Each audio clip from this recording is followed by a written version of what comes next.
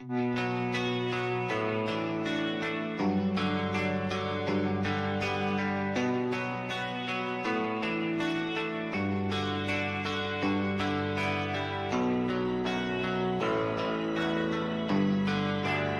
are you feeling? How long have you been here? 3 months, May 17th. And what brought you here? That's difficult to answer.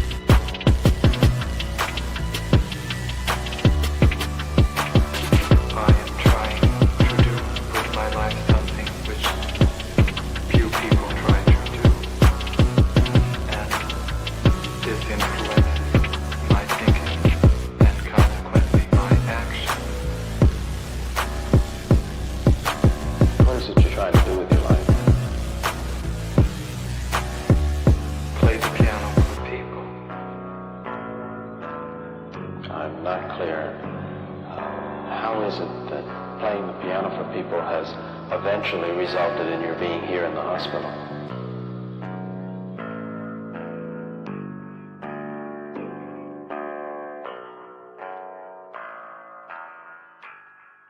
That's difficult to answer.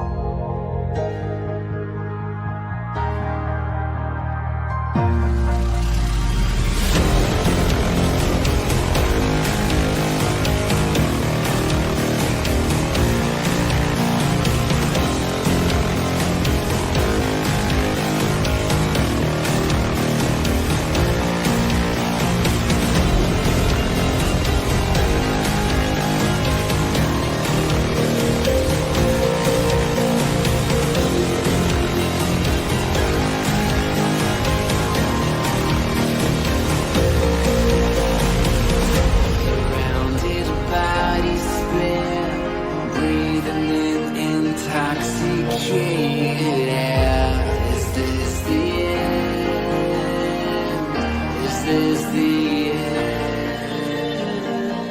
There's a noise inside my head of crying people facing death. Is this the end? Is this the end?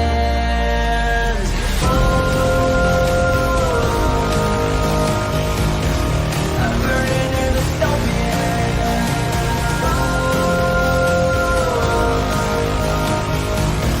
There's no place to hide.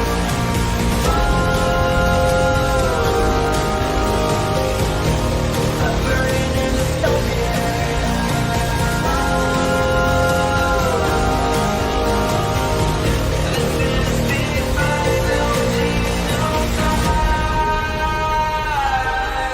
What have we done to the world?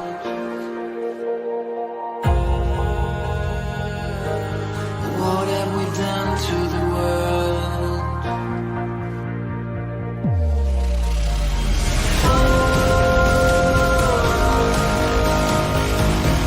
I'm burning in the stone.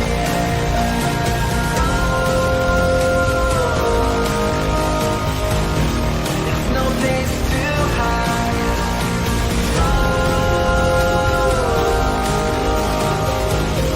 I'm burning in the stone.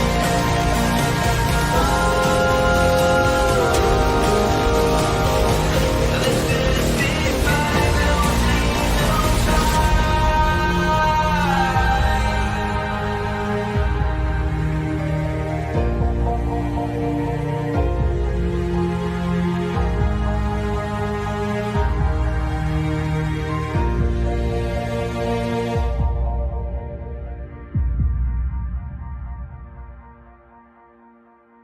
He's calling out cults and conspiracies wild, Gnostic sex cults and theories compiled.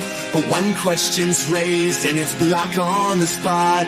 No room for dissent in the world he's got. But the crowd starts to laugh and they're starting to see a whole lot of words that just don't agree. Oh, Emperor James, are you feeling the breeze? Might wanna look down, see what's caught at the knee. He's the Emperor with no clothes, strutting around like nobody knows, shouting loud, thinking he's wise, but he's bearing it all to everyone's eyes. He's the Emperor, yeah, with no disguise, slipped down by his own price. Your fat is an intellectual line. Oprah's got mind control, powers divine. He's calling Saint Michael the devil in charge and telling the Catholics they got it too large. Oh, James, don't you know it's a tricky game when you're calling out folks but you're doing the same. You say it's the truth only you understand, but the crowd's got a mirror showing just where you stand. He's the Emperor with no clothes, strutting around like nobody knows, shouting loud, thinking he's wise, but he's bearing it all to everyone's eyes. He's the Emperor, yeah, with no disguise, stripped down by his own pride.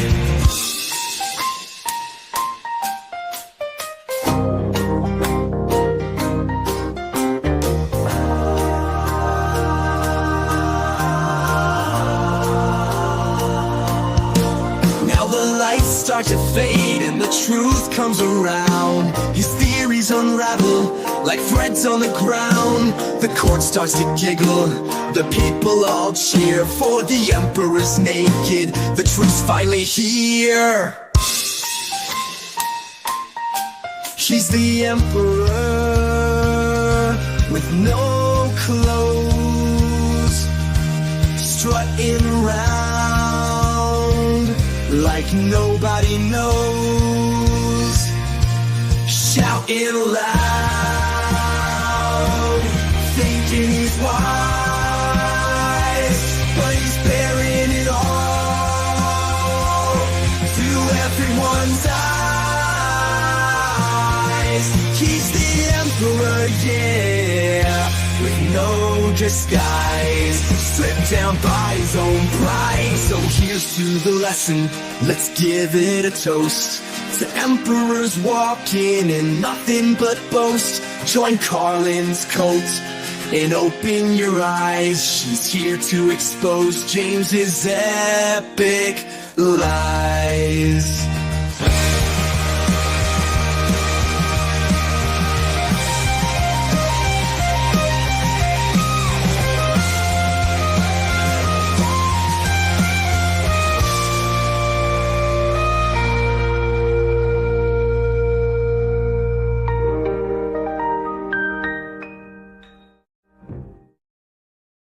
Yeah, exactly.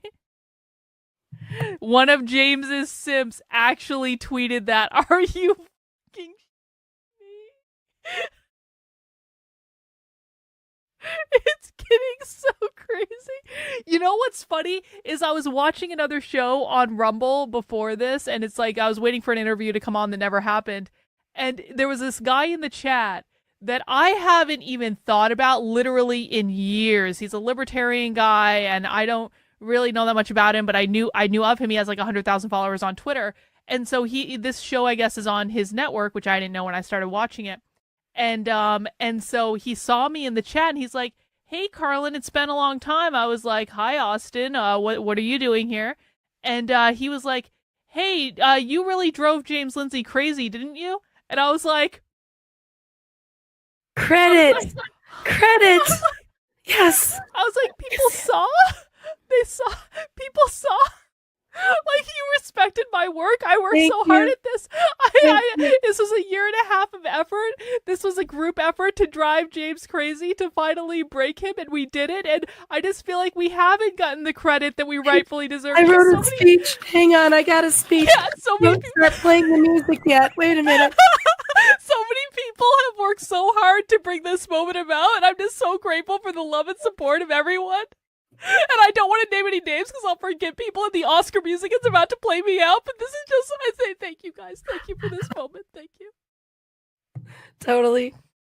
This belongs to all of us. This belongs to all of us. We all won this award together.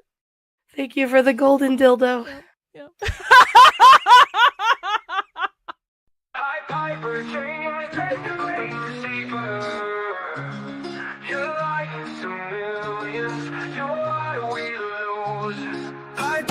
James, great deceiver. You're living in delusion, and you're why we lose. James Lindsay spinning tails, got a fantasy in play, pocketing that cash while he's leading minds astray. Milfs for liberty, he's cashing in the bucks, but his logic's out of whack, man, it's all just muck. Left hates capitalism, he's blind to the facts. Queer theories misunderstood, it's a different attack. Destabilizing norms, breaking down the walls, but James blocks the truth, man, he's lost in the halls. For James, great deceiver. Your lies are weak, we're calling out the truth. Piper James, great deceiver. You steal from us, yet you're still deluded.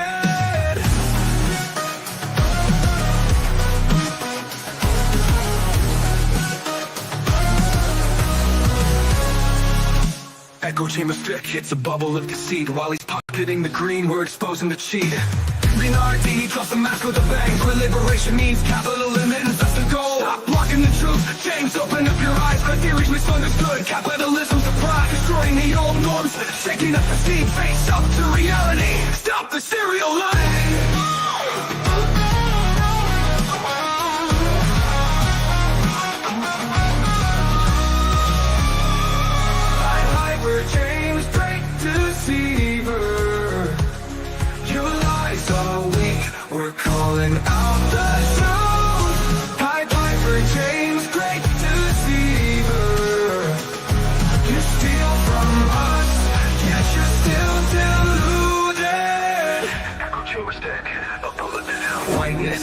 capitalism, it's all intertwined. Queer theory's the lens, but you're way behind. Liberation means capitalism's gone. Catch.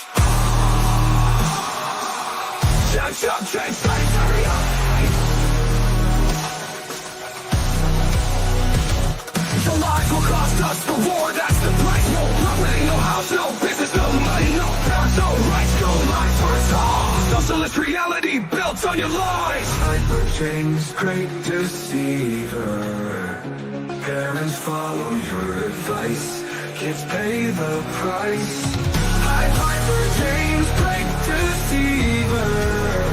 You hold up the curtain to cover the retribution.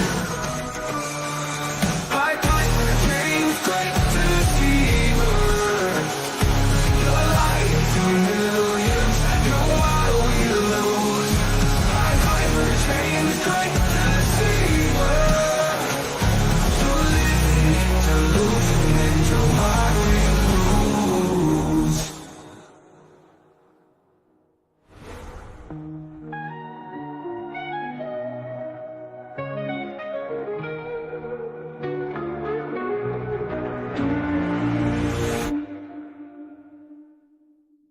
What does I don't know. This might be coded, but I'm not sure. What does a Gnostic sex cult have to do with the far left's goal?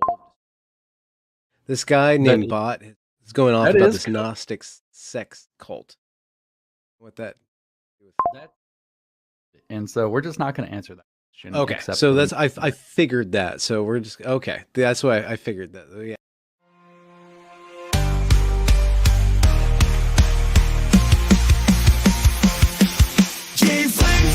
Obsessed with lying to his audience. What crazy things can he get them to believe? He does it irresponsibly to pocket all that money from the mills for liberty.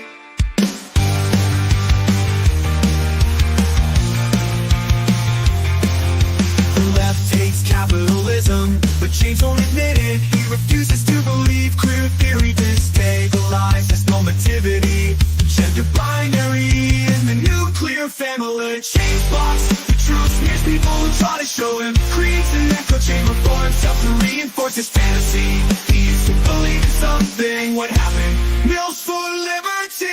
Gnostic sex cult, building his own world. The Gnostic sex cult, unhinged from reality. Totally lost it, what can we do? But mock him relentlessly. It's not a Gnostic sex cult, James. No, it's not. Stop lying to your audience. No, it's not. It's not Gnostic change.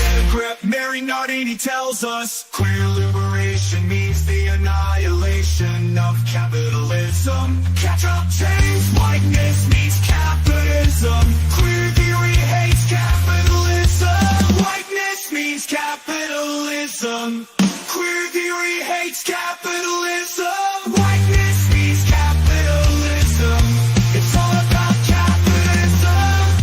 Everyone knows it's capitalism. The socialist knows it's capitalism. Wake up, James. It's capitalism. Whoa. The socialists know it's capitalism. Wake up, James. It's capitalism. It's all about capitalism. Everyone knows it's capitalism. The socialists know it's capitalism. Wake up, James, it's capitalism.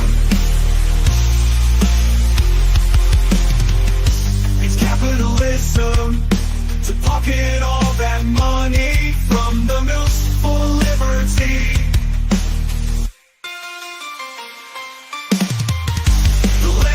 Capitalism, but James won't admit it. He refuses to believe queer theory stabilizes normativity. Gender binary in the nuclear family, but James blocks the truth. Smears people who try to show him. Creates an echo chamber for himself to reinforce his fantasy. To believe in something. What happens for liberty? Gnostic sex cult building his own world. Gnostic sex cult unhinged from reality. He's totally lost it. What can we do but mock him relentlessly?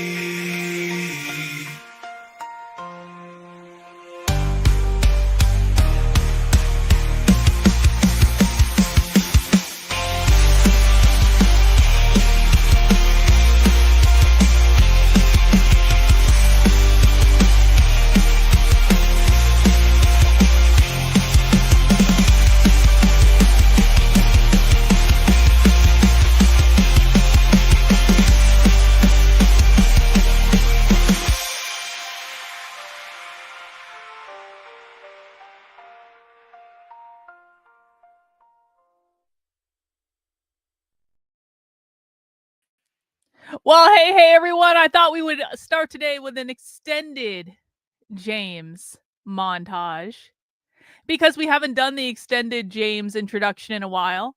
We've kind of been ignoring James Lindsay because James Lindsay, I think at least partially thanks to us, lost his mind. He has completely stopped talking about the left at all. He now spends all his time talking about the Jews and Israel and the woke right, this thing he made up to cope with the fact that he is wrong. And he has always been wrong. And he was wrong before October 7th. We knew he was wrong. And we were ahead of the curve on this. Everyone still thought James knew what he was talking about. And we started calling him out even before October 7th happened. And we were like, no, James, you are wrong. And you need to sit in your wrongness and be wrong. Because your friend with you wrote an entire effing book about queer theory that was wrong, misinforming millions of people. And over the course of a really long time of haranguing James and cajoling James and mocking James and making fun of James and doing many, many, many streams where I debunk James, and James having many hissy fit meltdowns about me, James claiming I groomed his 28-year-old daughter, which I didn't know that a 28-year-old could be groomed, but according to James, they can be. And why didn't James protect his 28-year-old stepdaughter from being groomed is really my question. He's the expert in grooming, but yet I was able to worm my way in to have a DM conversation with his 28-year-old stepdaughter after she came out on the internet and said, you know, James is in an open relationship with my mom because James wants to go fuck all the moms for liberty on his speaking engagements. Yeah, that actually happened. But no, that was apparently my fault, even though I didn't even know who his stepdaughter was when she started talking about this stuff on the internet. And then I went into her replies. I was like, hey, are you okay? Because she was getting a shitstorm down on her. And I checked in on her to make sure she was okay with the internet firestorm she accidentally created. James didn't even bother to reach out to her. And then somehow that was my fault. I was being nice. Yep, the James songs are OG classics. They've been around for a while. Yeah, it's true. It's true. Yeah, we started talking about James way before we actually knew that he was in fact in an open relationship with his wife and sleeping with all the Mills for Liberty groupies. We've been talking about this a long time. Long time. And, you know, I thought it was funny because I was scrolling James's Twitter timeline right before this. And part of the reason I decided to do the extended montage was because I was scrolling James's Twitter timeline right before this to find out what he's talking about these days. And of course, it's how great James is and how James is always writing about how everyone on the internet who doesn't agree with James is just a woke right, neo-fascist, Nazi, whatever. And I was reminiscing because this whole war with James Lindsay and my community started because James refused to say the word capitalism. He refused to tell people that queer theory was an attack on capitalism. He refused to explain why. He was going around the country lying to people. People were having these crazy ideas. Literally, James called queer theory a Gnostic sex cult and was saying this was some ancient Roman ritual to initiate you to groom children or some such shit. And it was so crazy and it was so unhinged from reality that we started the now famous James Say Capitalism campaign, in which literally all we wanted James to do was fucking say the word capitalism, and he refused over and over and over and over and over again. And then he said, that's just a really simplistic way of looking at the left, and my way of saying that it's a Gnostic sex cult Roman ritual to initiate people into grooming children. That's much more accurate, which of course, yeah, it was a very simple request. It wasn't even that hard, and also it was accurate, which is much more important. But I bring this up because I was scrolling James's Twitter timeline right before this stream, and I found he retweeted this from Michael O'Fallon. And by the way, this is an image that I've literally used on my website, so I'm not saying that's where he got it. We're not gonna I just want to read. I don't know if we're gonna read this whole fucking thing, because Michael O'Fallon likes to pontificate because like he thinks he's important or something and has things to say, even though he's just as deranged as James. But let's just read this. Can we just read this for a moment? CRT and the woke left argue that America and our constitutional republic has failed, deeming the existing order irredeemable and in need of a new founding. Well, no, that's not actually what they argue at all. They argue it was based in capitalism from the very beginning. They claim the current system, capitalism, is based against blacks, women, and advocate for prioritizing ethnic and sex consciousness. No, Michael, that's not what they claim at all. That is a complete misunderstanding of what they say, but I'm just so excited that you assholes actually started using the word capitalism that that's really all I care about right now. They believe what is necessary is a revolution, and the way to achieve their desired change is power. They collectively hate the Jews and want to end Israel. No, that's completely false. The woke left is demanding their safe spaces, and they want to establish their own autonomous zones where they can live with people that look and think like them. No, Michael, they want to overthrow the Constitution and the capitalist U.S. government. And then he's saying, the woke right is exactly like them. We're not going to read the rest of that. I just wanted you guys to see that apparently James Lindsay and Michael O'Fallon have started subtly using the word capitalism, which they should have been using all along. And I just want to point out that perhaps we wouldn't have driven James insane had he just started using the word capitalism 2 fucking years ago. I'm just saying. But we're not here to look at James's Twitter timeline. And truth be told, I wasn't even going to do this stream today. I was going to wait until Friday to do this stream. But then people started posting clips from this therapy session that James Lindsay did with Jordan Peterson all over the internet. And I saw like 3 of those clips, and I was like, I have to watch this. I have to. Like, I cannot wait until Friday to watch this. Also, we're doing a spy stream on Friday anyway, which I think might be at the same time as my stream. But I was like, I cannot wait until Friday to watch the therapy session that James Lindsay did with Jordan Peterson. And I heard something about at some point in the interview, Jordan Peterson is like, let's not name any names when we're talking about people on the internet. But isn't it ironic? They used a groyper in the thumbnail. They're in this therapy session that they're doing with each other because James Lindsay and Jordan Peterson have recently been made fools of on the internet for being foolish hypocrites that don't actually believe in anything, that are just paid to show for Israel. And so apparently in this interview, there's a point where Jordan Peterson's like, and we aren't going to name any names. They used a fucking groyper on the thumbnail. We're not going to name any names. We're just going to use a frog on the thumbnail that clearly represents Nick Fuentes and the Groypers. But no, we are above internet drama. We are talking deeply philosophical. Okay. What's actually going on is both Jordan Peterson and James are engaging in a giant cope because people don't love them on the internet anymore. And both Jordan Peterson and James, over many years of being known on the internet, got very used to people loving them on the internet and only receiving positive feedback from people. And then, wouldn't you know it, both of them sold out completely and totally. Both of them showed all of us that they have no values, no ethics, no intellectual integrity at all. Both of them showed us that they can literally be trolled into taking a political position by groypers on the internet. Now, listen, I've had the groypers in my replies too. I have a fairly okay relationship with the groypers. I know a lot of the groypers. I am friends with groypers. I'm friends with Nick Fuentes. I don't agree with them on everything, which you always have to say every fucking time, which is ridiculous. But you always have to say that, otherwise someone will clip it out of context, and there you go. And I will be the first to admit the groypers can be a pain in the ass. They can be. The groypers have tried to control who I retweet on the internet, and then they pile on me in the replies if I don't follow their orders. And of course I'm like, fuck you assholes, I'm gonna retweet who I want.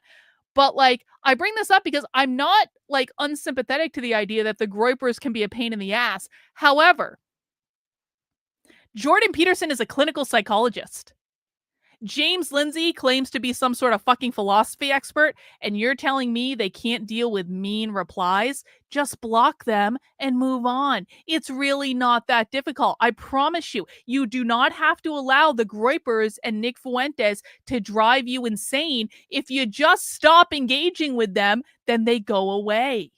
It's really not that difficult. And these two titans of humanity, these two people who feel like they should be able to dictate to us what ideas we can consider, what words we can say, who we can be friends with, what we can post on the internet, whether or not we can watch that spicy BitChute video about Hitler. They want to be able to dictate to us how to live our lives and who we should be friends with and who we can talk to and what words we can use and who we can support.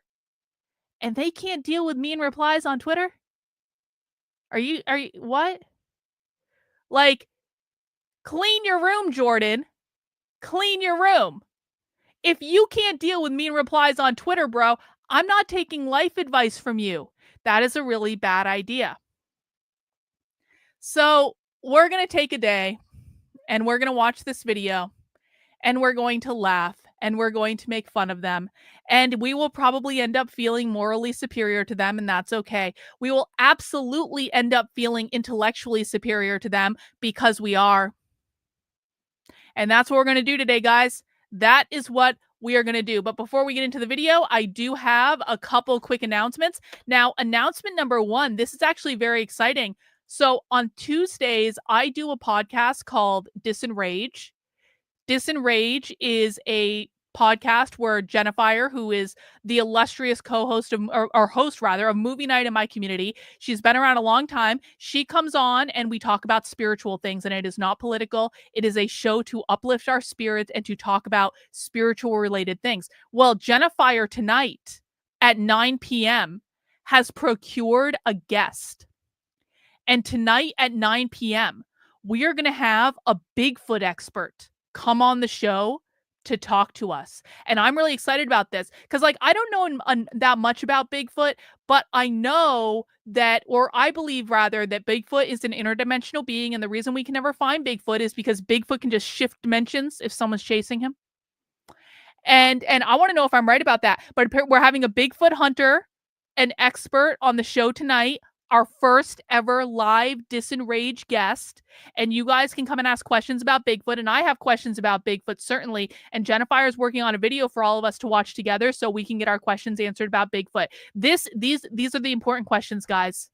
This is the important stuff. Not whether James Lindsay is a tool, not whether Jordan Peterson is an intellectually dishonest shill. We'll talk about that stuff today and we'll laugh about it. But the questions I want to know is, where the fuck is Bigfoot? What is Bigfoot? Is Bigfoot real? What's the evidence about Bigfoot? I want answers.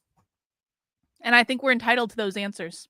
And we will get those answers at 9 p.m. on Disenrage. So you can come back and join us for that later in the day, and you can ask questions too.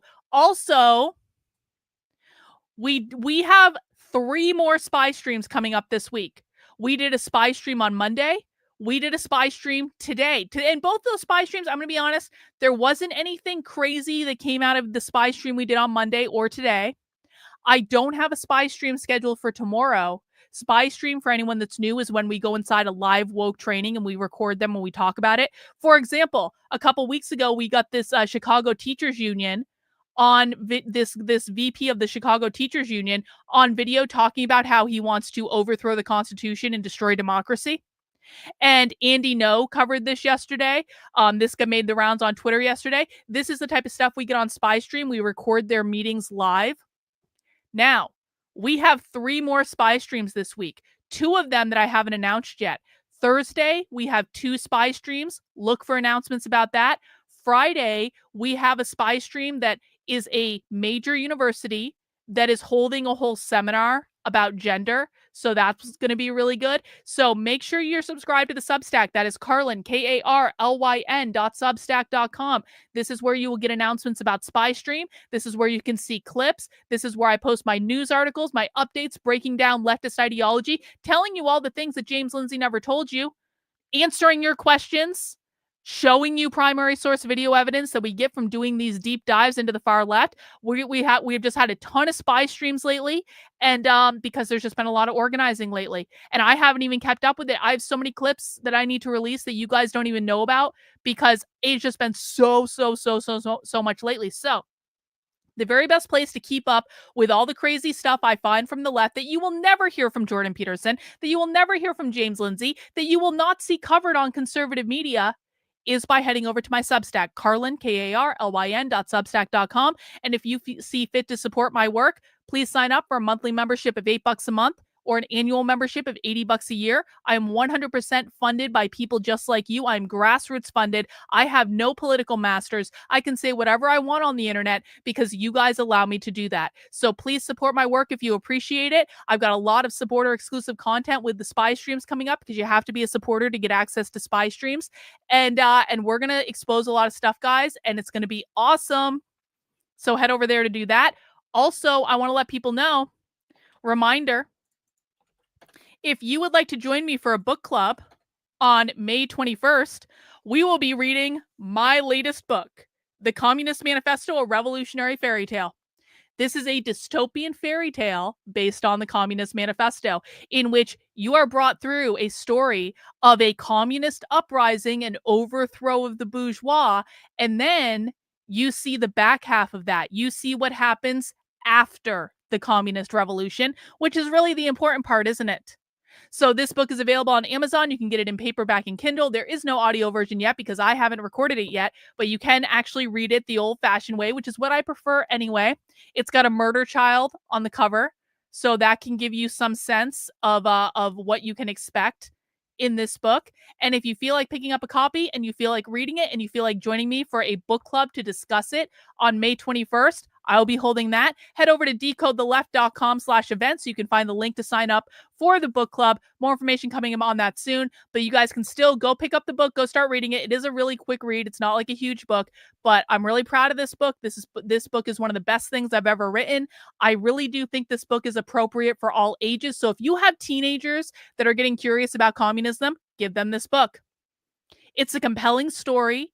It is actually sympathetic to people who get involved in the left because there are reasons that people get involved in the left. It's not that they're all crazy. It's not that they're all mentally ill. It's not that at all. There are reasons that people get pulled into leftist movements. And I think it's very important that we understand those reasons. And this book tells you the story of a mother who gets pulled into one of these movements, becomes a part of the communist uprising, and really comes to regret that decision in many, many, many, many ways. So this book is good for all ages. There is nothing lewd or anything like that in the book. There's not even really, I don't think there's even any swearing. So unlike me to write a book without swearing. But you can pick this up on Amazon now, guys. Come join us for the book club. And I think you guys are all going to appreciate it. If you appreciate my deep dives into the far left, if you like dystopian tales like 1984 or Animal Farm, this was heavily inspired by Animal Farm. I will tell you that. Like, you're going to be able to see that if you've read both books. So I love those books. And so I wrote my own. And I think it's pretty good. So pick up a copy of the book. Come join me to talk about it. And it's going to be awesome. All right. Who's ready to get into the video? Let's get into the, and now all of a sudden I'm frozen. Okay. We're back. Let's get into the video. Well, actually, Orwell was a socialist, but Orwell, just like Emma Goldman, later came to denounce socialism. And so he was a socialist, but he wasn't a socialist when he wrote those books. For reasons that I think are clear. Anyway, let's get into it, guys. We are watching. Please mount the like button for me if you would be so kind. Please make sure you are subscribed to the channel if you are not already. I stream Monday through Friday at 5 p.m. We do Socialism Saturday on Saturdays at 6 p.m. Hey, shout out to Ariel Scarcella for spreading the Queer Marxism Project Twitter in her latest video. I heard about this. I appreciate her doing that. Yeah, she followed it. I got to start updating that. I've got like so many projects. We're going to have an update on the Queer Marxism thing soon. But yeah, Ariel Scarcella apparently promoted a tweet from the Queer Marxism Project, which is cool. Twitter.com/Queer Marxism. Got to be a lot of stuff about that coming up in June because it's going to be Pride Month. So we're going to be doing a lot of stuff. Anyway, right now we're going to sit back and we're going to relax and we're going to watch the Jordan Peterson, James Lindsay Cope therapy session. Guys, you ready to get this party started? Let's do it.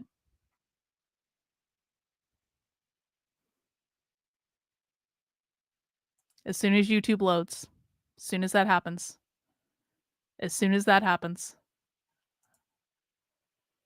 Oh. So, what are you in trouble for now? The woke right. It's a fraught term, right? Because you have woke, which they associate with left. You have right, which they associate obviously with the right. And so now you've Already messing up. There we go. got a paradox. It's troublesome for those with a conservative bent to throw away the idea of institutional legitimacy. The only possible antidote to really unrestrained investigation. The idea seems to be something like the more radical the revolutionary precept, the more likely something Luciferian is behind it. So now we're talking about Something Luciferian? We've already hit Gnosticism, guys. a very abstract, I think metaphysical is the right word, Yeah. level for what represents woke. This isn't going to be recognizable to your average Joe on the street who's dealing with, a pride parade. But yeah, and they are called pride parades. They are right, called pride parades. And the cardinal sin of Lucifer is Oh pride. my God. That was just the introduction. Are you fucking serious? I'm not going to be able to make it through this.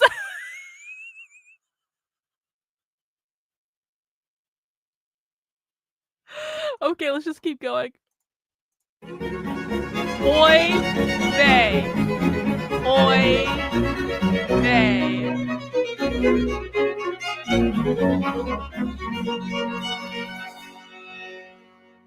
Hello, everybody. Hi. My guest today is James Lindsay, who's been a commentator on cultural affairs for a good 10 years, I suppose longer than that, but being well known for that long. He was one of the people, along with Helen Pluckrose and others, who published a sequence of papers in Helen is radical also journals intellectually that were, dishonest shill. not genuine, let's put it that way. And that was very scandalous. It was part of an attempt Highly to expose the pathology of the academic, the pathology that had set into certain aspects of the academic institutions. And it's become much more widespread now. James has got himself in trouble in recent months, once again, for popularizing the phrase woke right by accusing or pointing out, depending on your perspective, the fact that various members of the so-called right are engaging in shenanigans that are very much reminiscent of those that characterize the radical left. Wow. And so that's what we talk Only about if today, you don't understand the nature the of the woke left, right. Jordan. I discussed the overlap between such behavior and classification of psychopathology with James. The relationship between woke behavior, mobbing, extreme perspectives, self-victimization, protest, gaming the system, and cluster B psychopath. These two have engaged in more self-victimization than almost any two people on the internet, but they're going to psychoanalyze everyone else. Okay. Pathology, narcissism, histrionic behavior, borderline, antisocial, and the dark tetrad. And the dark tetrad. We attempted to determine how our views align and how they differ. And this is so well, it's a walk through the dark side of ideology. So join us for that. True. Yeah, nice we to will. see you, Dr. Lindsay. Dr. Lindsay, 2 mathematician. It's been 2 years. Yeah.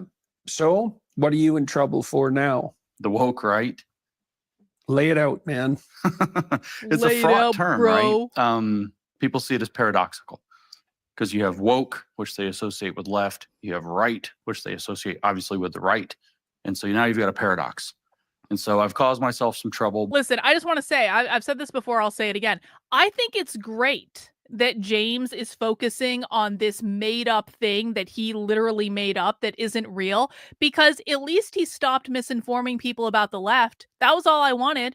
And now this has entirely consumed James, and this is all he talks about, and he has stopped talking about the left at all. So I just want to say, for anyone who finds my content or my channel based on this video because you want to laugh at James and Jordan Peterson too, come back on a day when we're doing leftist content. Come to a Socialism Saturday. Come to our deep dives about the left, because I promise you, if you think you understand the left, especially if you've listened to James, you have no idea. You have no idea. He is totally unhinged from reality. He has been for years. And we have all the primary source evidence to prove it. And you will learn things about the left that you have never learned from any of these intellectually dishonest shills just by watching their own videos. So I hope you guys come back another day if you're new here.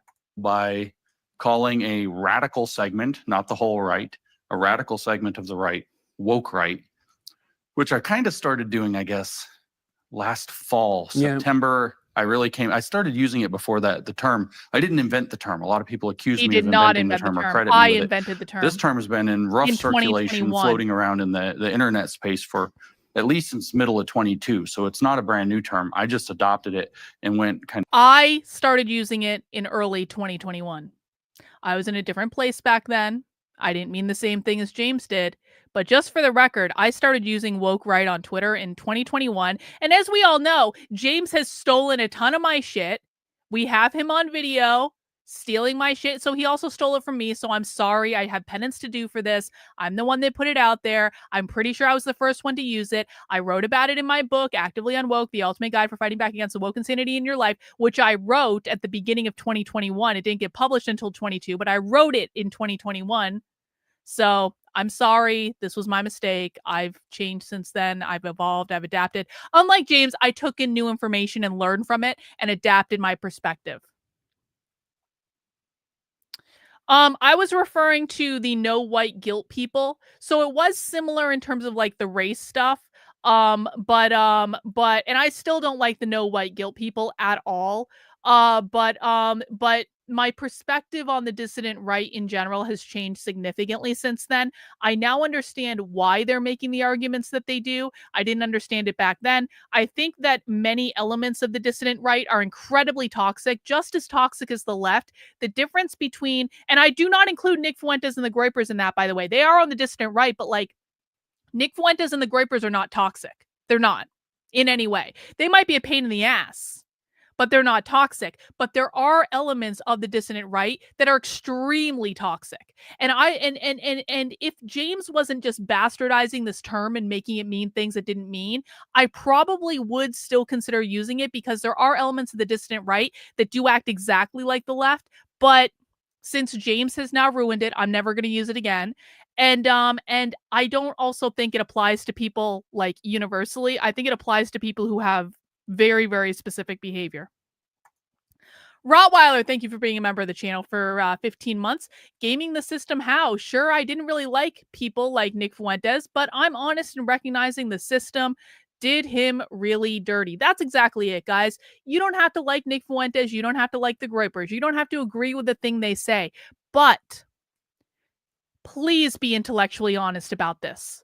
Nick Fuentes, for all his faults, is actually a real person that got completely effed over by the conservative establishment from the time he was 18 years old. There is a whole story here that people like James and Jordan Peterson will never tell you. And so you don't have to like the things they say. You don't have to agree with their positions. But can we please just have an ounce, just a teacup full of intellectual integrity? Kind of hard about it. And the simplest explanation I give people for, well, what do you mean by woke right? How does that make sense? And I say, well, it's woke people who call themselves conservatives. No. And some of them don't, though. They call themselves right wing. And they distinguish that conservatives and right wing are different. But it's woke people. So the whole suite of behaviors, beliefs, even the deep metaphysical constructs Metaphysical. underneath those Okay, beliefs. James. And as you recently pointed out, I think the psychology that generates those beneath all of that, the cluster B personality disorders are presenting, and the psychopathologies, psychopathy itself sometimes, all of that kind of feeds upward into this concept of woke, which I think we, can talk pretty fruitfully about. So in other words, everyone that disagrees with James is a cluster B narcissistic psychopath. Does that make sense to anyone else? Like, you disagree with James Lindsay? You might not support Israel. Oh my word. You might not want to be a classical liberal. Oh my word. And that means if you don't want to be a classical liberal and you don't want to support Israel, and it could be either of those things, or both of them together, you are, according to James, a cluster B narcissistic psychopath and part of the woke right. But I don't believe it can only be presented through, left-wing causes.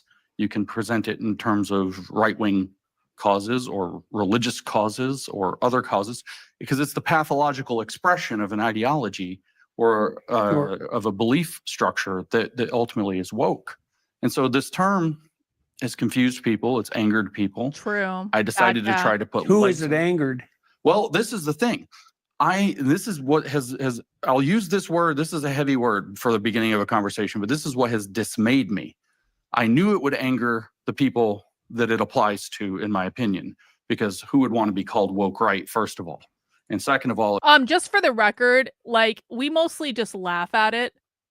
Like, the people that James calls woke right, like, again, I've had many conversations with the Groypers about this. I think we're all just laughing at him and thinking that they're crazy. I've had conversations with other people that aren't Groypers too, but that James has also labeled woke right, and mostly we all just think he's crazy, and the whole thing is actually kind of funny.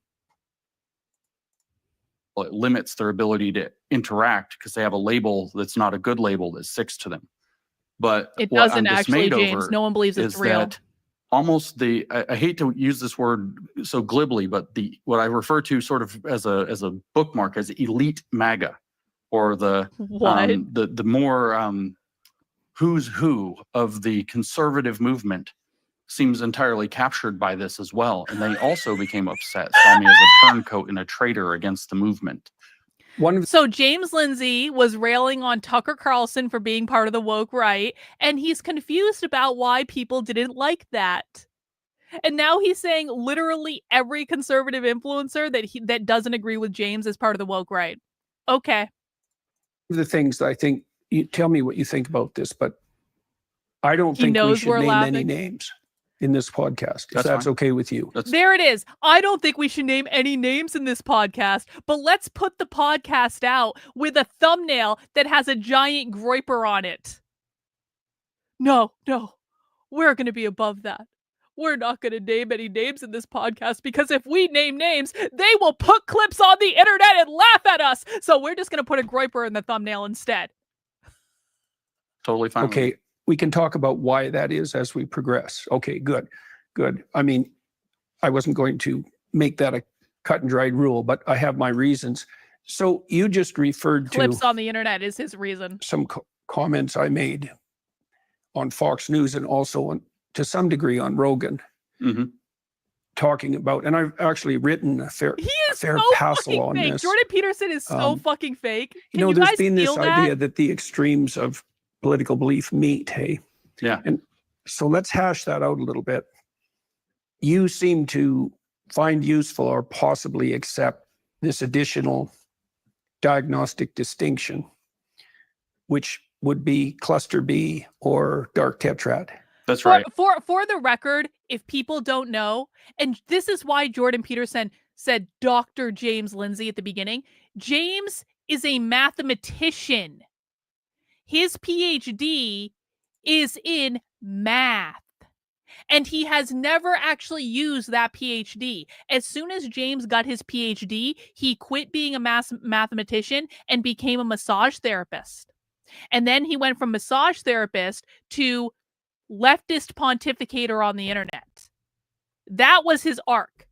James Lindsay has 0 training in psychology. James Lindsay has 0 clinical hours in psychology. James Lindsay has no like training or experience or any sort of like credential to be able to psychologically diagnose anyone. But of course, they don't want you to think that. They want you to forget that he's a fucking math PhD. I actually wrote about this. I don't know if you know, in 2020.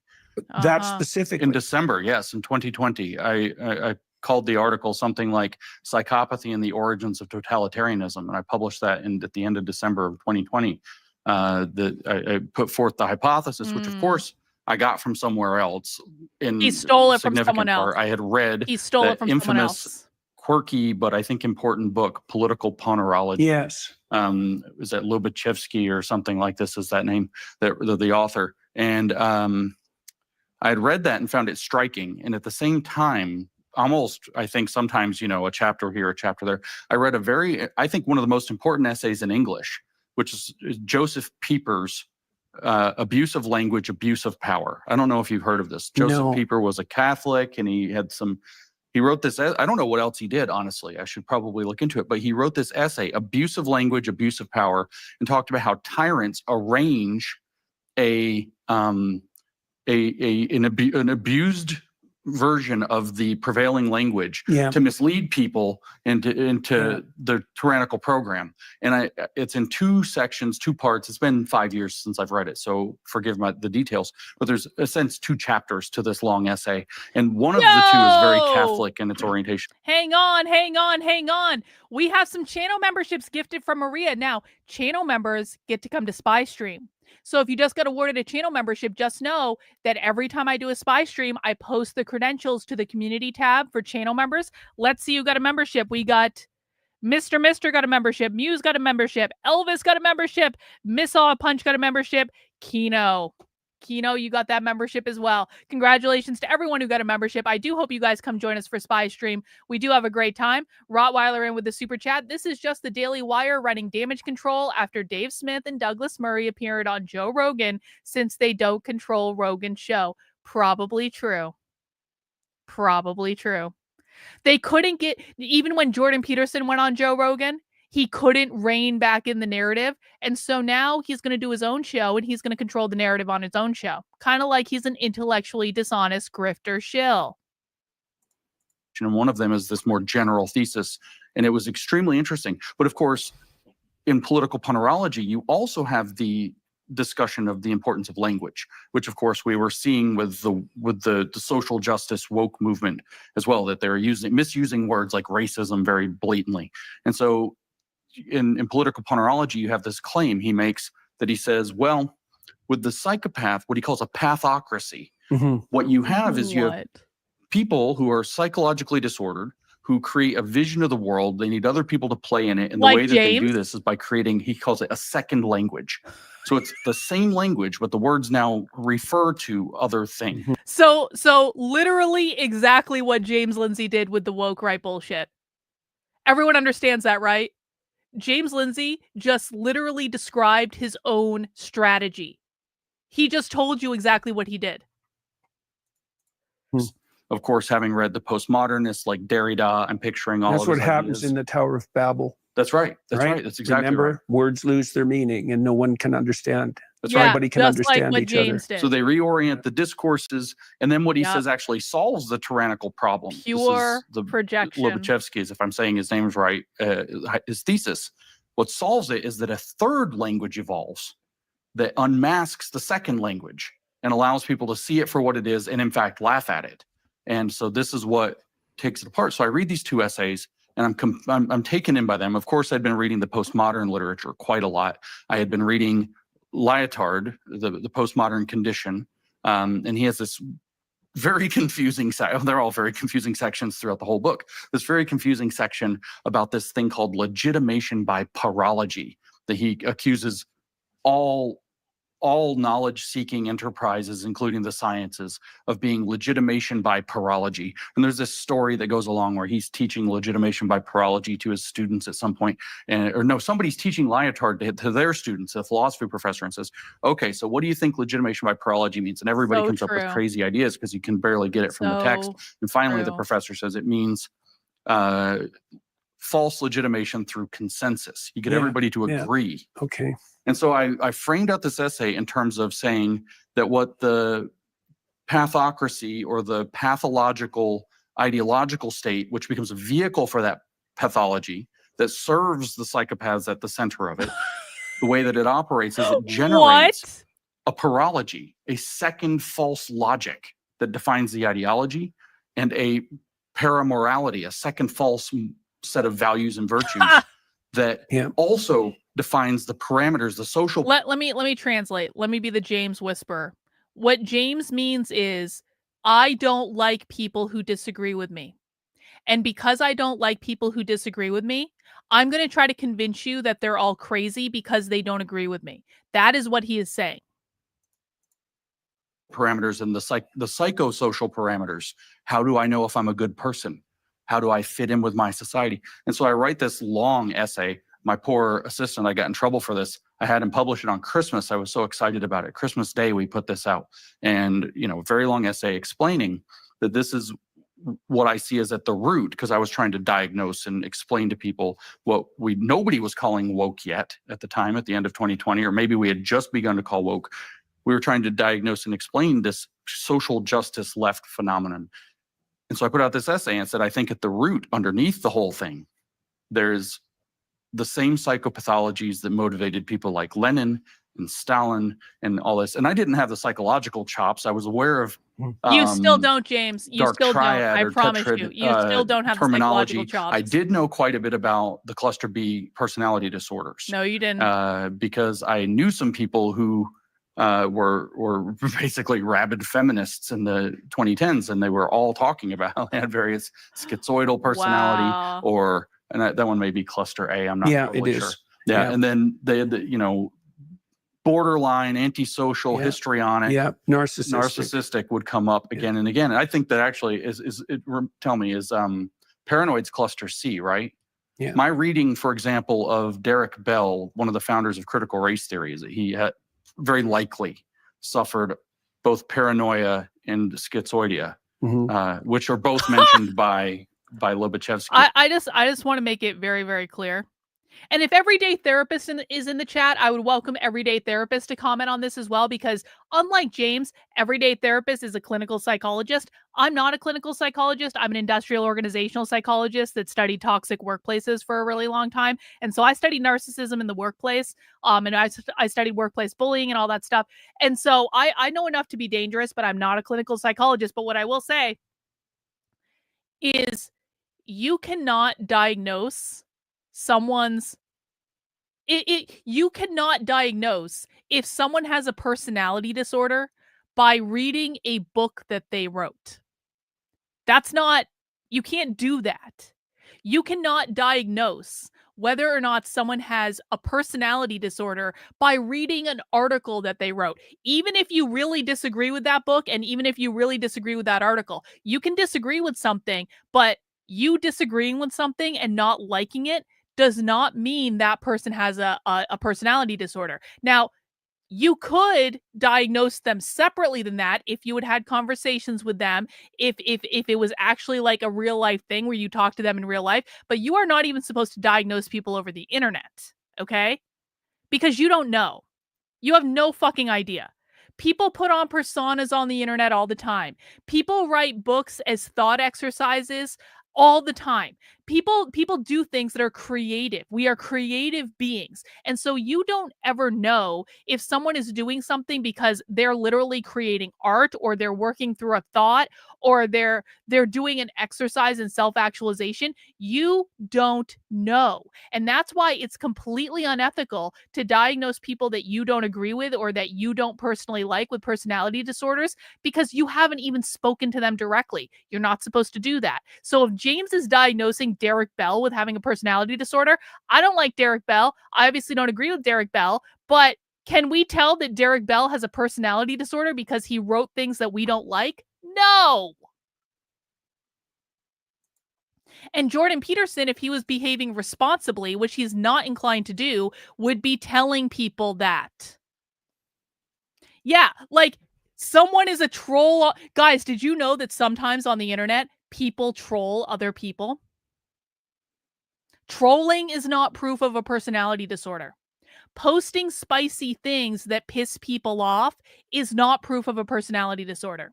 Saying things that other people don't like is not a personality disorder. As well as indicative.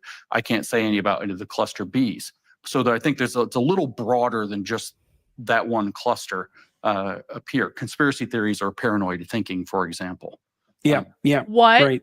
And schizoids tend to have a All conspiracy theorists are just paranoid schizos. Okay, Alex Jones. Okay. imaginary conversations with people who aren't there on a childish fictional level. They're pretending the world is the way that it should have been for their emotions when they were 9 years old. That's the split, the skits and the schizoidal. Oh, great. So they write these elaborate Really? stories about how the world's supposed to be, and then they have outbursts when the world doesn't match that. And Derek You don't Bell was say, famous James, for like writing these you? missives where he would present them as evidence of racism at, say, at Harvard, where he had an imaginary conversation with a dean and then would write the whole imaginary conversation down. And I'm thinking, this is so disordered, not just disordered thinking, but this is psychologically disordered, that you would then present this hypothetical conversation as evidence. But at any rate, Wait. Hang on a second. James Lindsay thinks it's psychologically disordered to present a hypothetical conversation as evidence. Okay, James. I would like to remind people that for literally years, James Lindsay went around telling people behind my back that I was trying to fuck him. This happened. I have proof of this. I have posted proof of this on my channel, because one of the people that James was sleeping with, who is not his wife, came and told me that James told her that I was trying to fuck him. And I kind of knew this was going on, but I never had actual confirmation of it. But for literally years, James went around lying to people, telling people I tried to fuck him. In response to this, I went through every DM I ever had with James on a live stream on this channel. You can go back and see it. And in the 3 years that I was DMing with James, there was not one flirtation. There was not one kissy emoji. There was not one invitation for drinks. There was not one heart. There was not one innuendo in the entire time that I had ever been DMing with James. And so I put this out and I said, James, you want to run around telling people that I'm trying to fuck you? So when did I try to fuck you, James? Because it wasn't in the DMs. I've been around James 3 times in person. One was in the hallway at CPAC. One was at a conference that we both spoke at. And one was at an event he held in Tampa in 2021. Did I flirt with you at any of those events? Did I try to get you to go out for drinks at any of those events? Did I do anything to you at any of those events? And then James tweeted, and I swear to God, this is true. I've documented all this. James tweeted, well, just because she never tried to fuck me doesn't mean she didn't want to fuck me and isn't sexually obsessed with me. So James, my question is this. What personality disorder is it that you literally make something up like that? You run around telling everyone and their mother that someone tried to fuck you that never even flirted with you, and you think that's not a personality disorder, but anonymous people saying things you don't like on the internet is a personality disorder? Okay, James. Okay. for a long time, I've thought that's there. Okay, so let's lay down some theses and tell me what you think of them. So the first is that about 4 to 5% of the population, maybe more, has dark tetrad cluster B traits to some significant degree. Mm-hmm. Okay, and so that was histrionic, narcissistic, antisocial, and psychopathic, right? That's the cluster B cluster. Whether those are psychopathologies, like illnesses, that's a matter of dispute. There are certainly forms of severe social misbehavior. manipulative social misbehavior. You don't say. And people who fall into those categories will use cries of victimization to parasitize. Like James Right? does. So they're parasitizing on empathy. That's one hallmark. Hang Right? on. They have disorder. Hang on. Can we just do a brief look at James Lindsay's Twitter profile? Because I'm going to show you this. Oh, those people will make themselves out to be the poor, abused victim of the world. Let's look at James Lindsay's Twitter profile literally right now. Perennial outsider. Canceled by both sides. Everyone hates me. Everyone's against me. I can't believe that everyone doesn't like that I'm calling them woke right. He literally is putting his victimization in his Twitter profile. Back to this. Oh, we need to set the sound again. Lost the sound.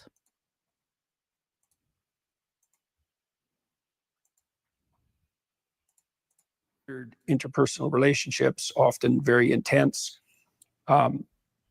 They're predatory, particularly the antisocial types. That's more straight, repetitive criminals. Very stable pattern of behavior. Yeah. So let's say 4 to 5%.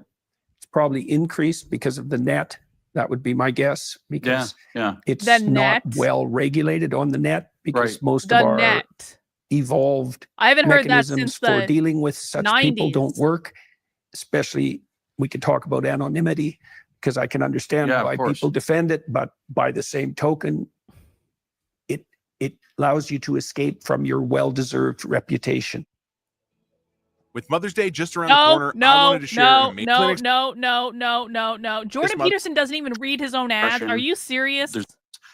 Right. Okay. An impact generation. Years ago, by the way, you said that one of the features, you got in trouble for this, and you were right, of course. But you said one of the features of our moment was that there's male aggression and female aggression that express themselves differently. Yeah. And male aggression, I don't know if you use this terminology, but I think it's something to this effect, doesn't upload very well. Yeah. You it can't does. punch somebody in the nose through the screen. Yeah. But female aggression, the social aggression, uploads very well. But what Perfectly. it turns out is this cluster B or dark tetrad manipulation uploads almost even better. Yes. What? Yes. You can have 50 accounts. You can, switch Oh my from one to God. the other. You can create Oh my God. entire false. You can create multiple accounts? Oh no. James, do you know that Twitter allows you to be logged in under 5 different accounts at the same time? Is Twitter feeding all of our narcissism? Oh no, guys, sock accounts on the internet. No! By the way, James Lindsay literally has a sock account. Someone found it a while back. Do you guys remember this? We talked about it when it happened. So James is allowed to have multiple accounts. No one else is allowed to have multiple accounts. Huh, sounds a little narcissistic to me, James. Naruto, Jordan Peterson can actually be held liable and lose his license over what he's doing, and it'll be his own fault. I don't think Jordan Peterson wants to practice psychology anymore, so I don't think he cares. But yeah, what Jordan Peterson is doing is completely unethical. Environments that your targets have to engage Well, in. it's particularly true because it's literally cost-free. Yeah. Right. So Oh no. you might imagine that any storehouse of value is likely to be parasitized to the degree that you can invade it for no cost. Yeah, that's totally Right. right. Okay. So this is what I think happened to the universities, right? Is that they're whale carcasses. Universities aren't free. Mhm. And they've been invaded by parasites. And the whale What? carcass idea is a very old one. It's a huge storehouse of value, right? So Yeah. since World War II, Universities are whale carcasses. Universities are whale carcasses that have been invaded by parasites. But if it's a carcass, wouldn't that... Well, if it's a carcass, doesn't it invite creatures to go and feed on the carcass? Like, and if it's a carcass, wouldn't it be dead? Like, are the universities dead? Did I miss the part where the universities died? Because that's what a carcass is, right? It's like the remnants of something that used to be alive. The universities are still alive. That analogy doesn't even make sense. the West was on a pretty productive trajectory. and we generated massive storehouses of value in many, many places.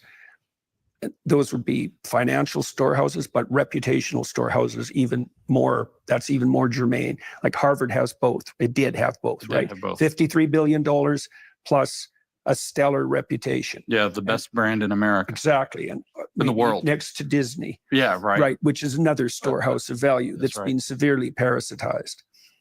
Okay, so now, so that's two things. There's 5% of the population. Oh yes, the dark tetrad types are narcissistic, Machiavellian. Yeah. So they use language only as a means to manipulate towards instrumental ends. There's no communicative intent. Right. It's all essentially status gaming. They're psychopathic, and that means they're predatory parasites. And then they had to top it all off with sadism. And I think that's what changed the dark. We need to re-up our effort to get HG Tutor to diagnose Jordan Peterson. Can we please do that?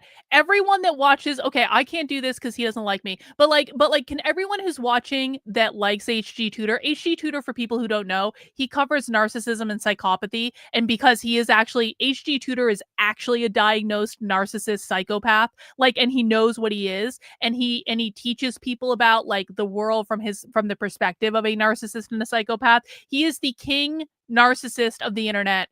And I really, really, really, really, really want HG Tutor to diagnose Jordan Peterson. Like, desperately want him to do it, because I don't think it would work out well for HG Tutor is kind of scary. He is, because he's a narcissistic psychopath. But if people want to see Jordan Peterson be diagnosed, and it would be really entertaining for us, please ask HG Tutor on whatever platform very nicely to do a series about Jordan Peterson, because Jordan Peterson has lost his fucking mind. Or triad to the dark tetrad. I think the reason for that is that if you have a dark triad orientation towards the world, and the world turns against you, it makes you so angry because you're rejected and unsuccessful, that expresses itself in positive delight in the unnecessary suffering of others, right? So this is dark material. Yeah. Now, there's no reason to assume that the cluster B dark tetrad types would do anything other than gravitate towards storehouses of value. First of all, the parasite problem is a very deep problem. So what Jordan Peterson is saying is, people go where there's things to do. People go where they can have conversations they want to have and be around other people where there's things to do. Okay. Biologically, right? It's so deep that some people think sex evolved to solve it. As you mix the genes, it's harder for parasites to move down the generations, right? So that's actually one of the canonical theories. Wait, what? Sex evolved to make sure that narcissism wasn't reproduced? Is that what I just heard? Would do anything other than gravitate towards storehouses of value. First of all, the parasite problem is a very deep problem biologically, right? It's so deep that some people think sex evolved to solve it. As you mix the genes, it's harder for parasites to move down the generations, right? So that's actually one of the canonical theories for the evolution of sex itself. Why would you take a 50% hit in terms of genetic transmission when you could just clone yourself? Well, the parasites can breed. When have we ever been able to clone ourselves? That doesn't even make sense. Are you kidding? What the fuck? Does anyone in the chat have an explanation for what we just heard?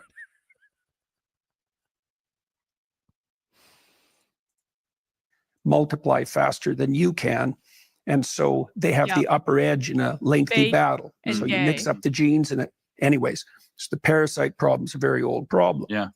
Okay, so I want to add one more thing to that. Yeah. So imagine that a system of knowledge is a way of representing the world and navigating in it. Okay, so that would be like a scientific theory or an engineering theory, right? And so you might be able to assess that theory on the grounds of objective fact, say. Okay, but then imagine that there's a different form of language game, And that is that you orient yourself with you bring a number of people together and you lay out some game rules. They could be religious axioms. In fact, I think religious axioms are game rules. I think that's the right way to think about it. But it could be political, right? So communism, a pseudo-religion, has game rules, axioms that you have to accept. Not a religion. And so does conservatism. These are games that can integrate a large number of people.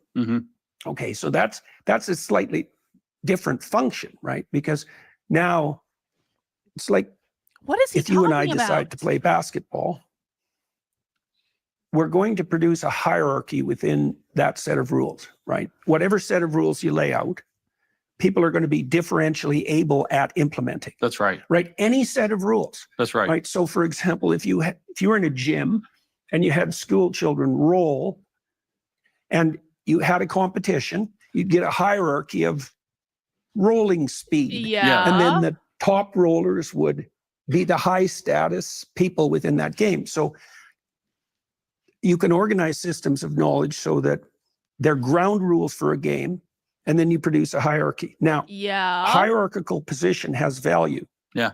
So the higher you are in a social hierarchy, the more positive emotion you feel. And the less negative emotion, and the less likely you are to perish. Are you shitting me? Partly because Are you shitting me? Jordan Peterson says the higher you are in a social hierarchy, the less negative emotion you feel. Then Jordan, why aren't all rich people just happy all the time? That doesn't even make sense. The fact that a psychologist had those, actually said that, that's provably false. If that was true, then why are there so many toxic white liberal ladies that are constantly doing crazy leftist stuff? Because in the hierarchy, the white liberal ladies are at the top of the hierarchy. But they're all still upset about things. But according to Jordan Peterson, they should all be really happy and just go along with anything because they're at the top of the hierarchy. That doesn't even make sense. you have social capital and social support. So people will compete for status within the confines of any given hierarchical game. And in fact, Jordan Peterson himself is an example of someone who is technically at the top of a hierarchy, but is obviously and clearly miserable. James is someone who, for better or worse, James has a lot of followers. He's at the top of a hierarchy. He's obviously and clearly miserable. They're saying, like, if you're at the top of the hierarchy, you're just going to have all this social support and everyone's going to love you. But it's actually the opposite that's true. If you're at the top of the hierarchy, more people are going to hate you. Like, that's what it means to be famous on the internet. A lesson I learned the hard way by getting just a teeny tiny bit famous on the internet. Not anywhere close to these two. If you're at the top of the hierarchy, you are going to have more people that hate you. You're going to have more people that cause problems for you. You're going to have more people that call you out on your bullshit. And if you don't know how to manage that, you're going to be effing miserable. It's a whole different function than representation of the world. Now, maybe you'd hope that your game represents the world too, which I suppose is that would be something like competition in a scientific lab, right? Because something like that. Something like that. Or it's competition kind of within a game that's actually productive and self-sustaining. Sure. Yeah. Right. And the axioms of Western culture seem to be a game like that. They do. Right. Now, okay, having established that. It's an interesting theory, but not true. You can game it. Yeah, of course. Right. And so that seems to be, okay, so we agree on, so far, there's nothing in that you think is objectionable? No, nothing. No, that's right. I think that's exactly right. And it's a good way to look at it. And I think it opens a door to how this becomes woke in a particular way if we get very, very general. Because if you actually want to know the controversy about woke right, what's happened, Eric Weinstein told me this. I know we said we're not going to name names, but it's positive. He told me that what he realized, and of course he's a mathematician as well. So, and I'm a mathematician. So he said he told me this at ARC. Actually, we were having a conversation, and he said, when I realized what you'd done is generalize the concept of woke, and then applied it in a different domain, it clicked. So it's no longer just left wing totalitarian behavior. It's now this mode of totalitarian behavior that I can apply It's in other domains. transferable. Correct. And so with the hierarchy, well, not just the hierarchy, everything you just described, but you have these reservoirs of value in hierarchies built off of these games. Yeah. So there's value there. And the parasite is drawn to the reservoir of value. Wherever it is. And the idea is that you want to be high status, but they have natural limitations because they're not competent. They're not competent. Yeah, they're outside of the range of what brings you to the top of these. James, you are a mathematician pretending to be a psychologist. Where is your competence? Where's your credential? Where's your training? You're literally the fraud here, bro. They tend to be very low in conscientiousness. They tend to be, that's right. Right. And so And what in would you do? agreeableness. What you would do is try to, there's a word for what you would try to create. As the parasite who's now latched on, the thing you would try to, there's different, if you want to talk about it in politics, there's one word, and if you want to talk about it in religion, or more generally, there's another. The general word or the religious word is cult. You'll create a cult where you've taken a variation on those rules to where there's a new status game that's rigged so you're always on top of it. Yeah. And what you're going to do is pervert the underlying rules. We call it an ideology or a cult doctrine. The word in politics would be splinter. A splinter movement within a broader movement. So MAGA is a political movement, and you can imagine a splinter off of it, or the Democratic Party had a political movement. Yeah, actually, this is probably a good point. Not only is this a therapy session for James, this is an interview for Matt Walsh's spot at the Daily Wire when Matt Walsh inevitably leaves the Daily Wire. Yeah, it's almost like I live rent-free in James's head at all times. James tried to convince everyone that I formed a cult, and I was like, bro, it's just the title of my show. Like, it's a comment on the left. It's like the show is titled this way because the left is a cult. They're indoctrinated into a cult since they're 5 years old in school. It's a comment on the culture war. It's a comment on all these things. No, James ran around saying, she formed a cult. Okay. I'm a horrible cult leader. I'm the most ineffective cult leader in the world. And the Justice Democrats came along 10 years ago and made a splinter off of it that created the Squad. A lot of people know that history, at least, so it should be, germane. So the generation of a localized cult is sort of this hypothesis, and the ideology grows out of the desire for the people at the top of that, who are parasitizing the hierarchy, to create their kind of internal nested hierarchy where they're on top of the whole thing. And the way they do that is by saying the big system is gamed. The big system is rigged. The big system is fake. And we have a secret truth about how things really work. And now you enter into the Gnostic kind of, I don't know, even metaphysical space. We arrived at Gnosticism. It's almost like James doesn't understand satire. It is, isn't it? It's almost like James doesn't know how to take a joke. It's almost like James doesn't like humor at all. And one of the clips I saw from this is that apparently Jordan Peterson doesn't like humor either. Apparently James and Jordan Peterson are convinced that humor is Luciferian. Just wait for that part. Heavy lies. Yes, exactly. Heavy lies the head that wears the crown. But no. Everyone at the top of the hierarchy is really happy. People that are in royal families literally talk about how they would never choose to be born into a royal family because you're in basically a prison when you're in a royal family. And if you're the king or the queen, it is even worse. And it's like, you're at the top of the hierarchy. You're literally wearing a giant ass crown, but are you happy? Is that what you really want? I mean, there are all sorts of sayings about people at the top not being happy because money doesn't buy happiness. Status doesn't buy happiness. Maybe part of the problem with Jordan Peterson is that Jordan Peterson never learned that money and status and fame doesn't make you happy. The ancient Gnostic religions, whether against Judaism or Christianity, all held out that Yahweh, the character, the creator God of Genesis, was in fact a demon who had tricked everything.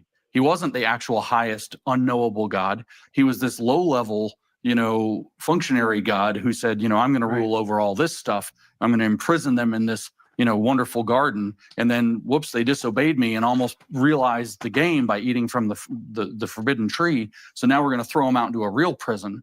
And they've been, in the Heideggerian sense, they've been flung, their being has been flung into a world they didn't choose, in which they suffer. And you get the whole Gnostic architecture. But the way that Gnosticism attracts. Did James just say that the Adam and Eve story, the creation story, is Gnosticism?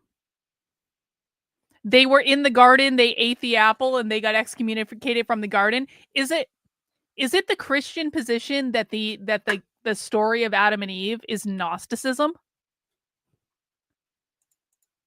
Acts is by saying, and that I can make this kind of literal to things that are happening in our world if we have to, is that the authorities in the existing game know so much, but they don't want you to know everything.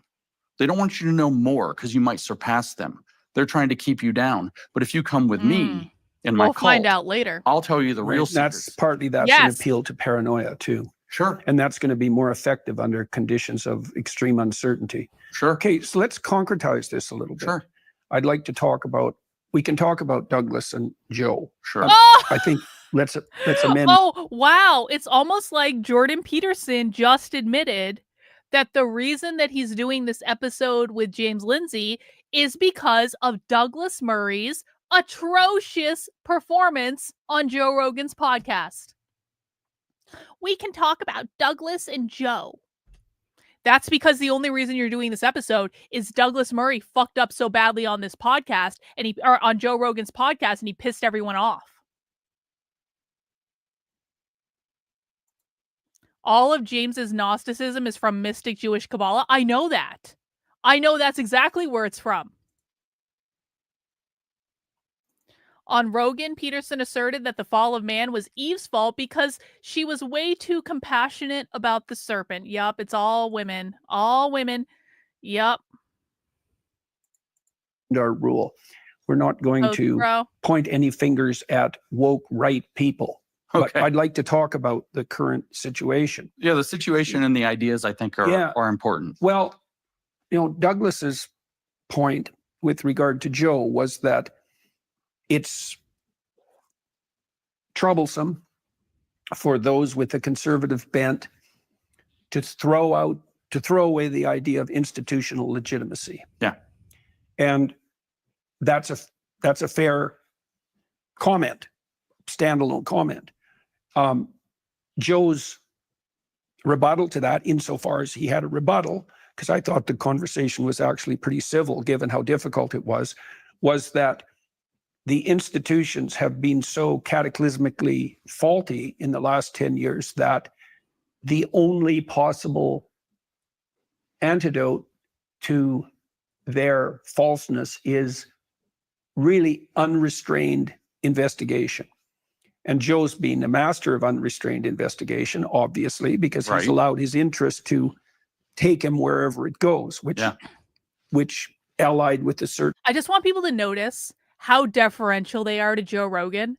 Like, if Joe Rogan was like anyone else, they'd be ripping Joe Rogan apart. But no, they want to be allowed back on Joe Rogan's podcast. So they have to say, Joe is really amazing and great, and all this stuff is doing, and he's doing this very subtle thing where he's investigating certain things because they don't want to be banned from Joe Rogan's podcast for saying he's full of shit and he's part of the woke right for reasons X, Y, B, and Z. So they're trying not to piss Joe Rogan off, while at the same time saying maybe Joe Rogan is just being misled by these evil people that he's bringing on his podcast, and it's not his fault. He's doing a genuine investigation because they don't want to get banned from being on his podcast like Dave Rubin is. Rottweiler, no, he's using a false equivalence by implying the woke right are the ones who are prone to believe the Gnostic interpretation of Genesis. As someone who studied philosophy, this greatly pisses me off. Well, thank you for that interpretation, Rottweiler. I do appreciate it. Guys, just a reminder, mount the like button for me. You are not liking this ridiculous conversation that Jordan Peterson is having with James Lindsay. You're liking the fact that we're making fun of it together. Okay, that's what you're liking. James will never be back on Rogan. I mean, who knows? Who knows? Yes, this is exactly right. If Joe Rogan wasn't Joe Rogan, they would absolutely be trying to cancel him. 100%. There is no doubt. So it's like with Tucker Carlson. Like, James Lindsay didn't go after Tucker Carlson until Tucker Carlson rejected having James Lindsay on his show. Because James was trying to go on Tucker Carlson. The reason I know that is James was complaining on Twitter about how he wanted to go talk to Tucker Carlson and Tucker Carlson didn't want to talk to him. And then all of a sudden, James started trying to cancel Tucker Carlson. He didn't try to cancel him at first. He tried to cancel him later. So James might still be trying to worm his way back into getting on Joe Rogan's show again. Jordan Peterson obviously wants to stay in Joe Rogan's good graces. That's why they're not trying to cancel him. Certain amount of conscience is a pretty good orienting function as far as I'm concerned. And I'm at a loss to some degree how to reconcile those viewpoints, because I think it is a cataclysm that the institutions have become unreliable. But let's walk through them a little bit. I think the universities are gone. Me too. I think that true. Harvard is having this war with Trump, and that Trump is 100% right. Yep, me too. He's not going to win, though. The president of Harvard, in my understanding, said, when I say the universities are gone, what I mean is the universities are unsavable. What Jordan Peterson is saying when he says the universities are gone is that he believes the universities are going to lose and go away, which is absolutely not going to happen. It's an absurd idea. There is no basis in reality. The universities are always going to be there. They're going to have to figure out a way not to exist off of government money, but this is not going to be a problem for Harvard. In any way. This will not be a problem. Harvard has more money than God. Harvard owns half the real estate in Boston. Harvard is not going anywhere. And anyone who's telling you that Harvard is going away is just lying to you, like overtly, or they don't understand what's going on. So when I say the universities are gone, I mean stop sending your kids to college, or if you are sending them to college, make sure you're really like preparing them and they're not going to the Ivy Leagues. Unless that's a credential that you want, I guess. Because, like, here's the other thing, too. Ivy League credentials are never going to lose their value. They're never going to lose their value. Because if an Ivy League credential loses their value, all of the alumni also lose value in their credentials. So the alumni of all the Ivy League institutions are never going to allow those degrees to lose value because it would hurt them, too. No, I've never been in communication with Jordan Peterson. Nope. Said to the Trump administration that it was unfair to punish the researchers by withholding their research funds. But I look at that and I think those researchers have been filling out DEI statements for 10 years. Yeah. So as far as I'm concerned, they lost all their credibility. They're not independent researchers at all. Oh, that's right. And they could say and have said that they were just following the rules. It's like, that's not a very good excuse if you're a seeker after knowledge, right? If the rules have become pathological, you have an obligation to cease following them. You Harvard don't say, took Jordan. Its DEI head, I think it was Harvard, and kept the person and changed the name. Well, that's all the universities are going to do that. Yeah, that's right. Why wouldn't they? And that's just fundamentally deceitful. More deceitful even, right? It's another form of mimicry. And I guess that's another thing we could point out about the psychopathic 5% is that they're masters of camouflage. What a psychopath does is mimic competence, right? That's right. And usually they can't get away with it because not for long, because they don't create, they destroy. And eventually that evidence accrues and then they have to leave and find another host, so to speak. Right. Now online, that's a snap, right? Because you can just switch out. Exactly. You can just switch your identity and, that's right. And you've solved the problem, or you can multiply it beyond. And then there's a bot problem online too. Tremendous bot problem. Yeah. We've tracked some of that. And for some of these discussions about the woke right, 30% of the comments are bots. Yeah, right. So what? So do you have any evidence of that, Jordan? James? Does anyone have it? Yeah, it's a bot problem. It's a bot problem. Does anyone have evidence that 30% of the replies that they get on their tweets that they don't like are bots? Oh, that's from the study that Jordan Peterson participated in order to demonize people he doesn't like. Oh, so they made it up. Oh, yeah, pinky swear, trust me, bro. Let's see. Fenderbean says, are these guys supposed to be experts on the far left? They are. They do think that they're experts on the far left. But it's funny because when you actually watch the far left seems completely unhinged from whatever these people are talking about. They're just making shit up while the far left just continues to win. They don't even know the basics. All they do is attack people who don't wholeheartedly support the Israeli government. Isn't that interesting? That means we're automating the psychopathy. Like I've thought for a long time, and I do think this may be the case, that virtualization enables psychopathy. And if that's the case, we're in trouble. We're in trouble. We're in big trouble. Well, at least 50% of internet traffic is criminal, right? It's Holy cow, yeah. It's 30% pornography, which is close enough to criminal, so I think distinguishing them is not useful. And then like old people are just scammed nonstop. Nonstop. Right. And so, and there's no policing, and there can't be, because you can hide so effectively. Right. So, and then what it seems to happen is that the unrestrained psychopathy spills over into the public domain, and everyone is mad, like in both senses, angry and insane because of it. Let's return just for a moment to the hierarchy idea. So you pointed out one interesting mechanism of attaining status, which is to twist the rules slightly, create a new game, and dominate that as its originator. Right. So that's a transformation of a process that's actually creative and adaptive, right? Because if I wanted to make a variation of a business, I could do that. And then if I served my customers well and so forth, I could climb to the top of that new business niche and succeed. This is the parasitical equivalent to that. Yeah. Right. It's to what? To generate a version that does nothing but attract unwarranted attention. That would be the narcissistic spin. And to use any means whatsoever to attract that attention. Oh, kind of like going on a months-long Twitter tirade to talk about how everyone who disagrees with you is part of the woke right. Kind of like that unwarranted attention. Kind of like constantly making shit up that is completely unhinged from reality, that there is no primary evidence to support. Kind of like that, Jordan. Is that what we're talking about now? While directing blame to the parent structure. I think that's very important. So, for example, with Karl Marx, he phrased his vision of communism wasn't the crude communism that was experimented with by Gracchus Babeuf in the French Revolution. It was a transcendent communism. And I use that word because he doesn't call it transcendent communism. He calls it communism.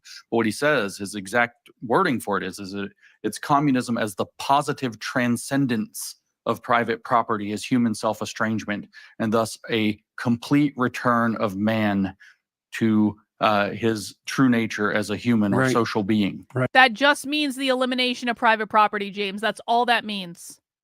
That's literally all that means. That just means abolish private property. Right. We'll be right back, but first, here's a sneak peek at the member exclusive. Can we just talk about the fact that Jordan Peterson doesn't even bother to read his own ads? Come on. He has someone else read his ads for him. Please. We're not listening to this. Why is this? Okay. A sneak peek of the member exclusive portion. Okay, let's listen to this, I guess. Of this episode. What the hell is going on? I mean, the left is doing what the left does. The issue is never the issue. They're trying to tear apart society, gain advantage, the whole thing. Everything they did with critical race theory, queer theory, you name it, they're doing it now with this new issue. They're saying Israel is bad and the Jews are a problem. That's not what they're saying. That's not what they're saying. Mainstream America. So very plausible that this is coming from foreign adversaries. China's behind it, let's say. Qatar's behind it. 2018, the Wall Street Journal publishes an article.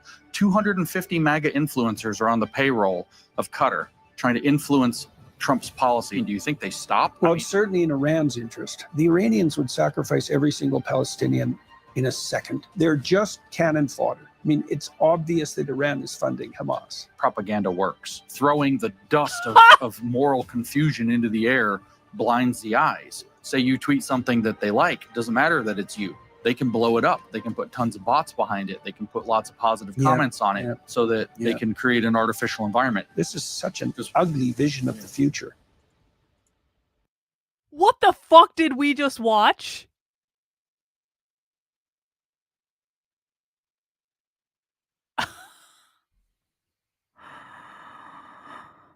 Oh my god.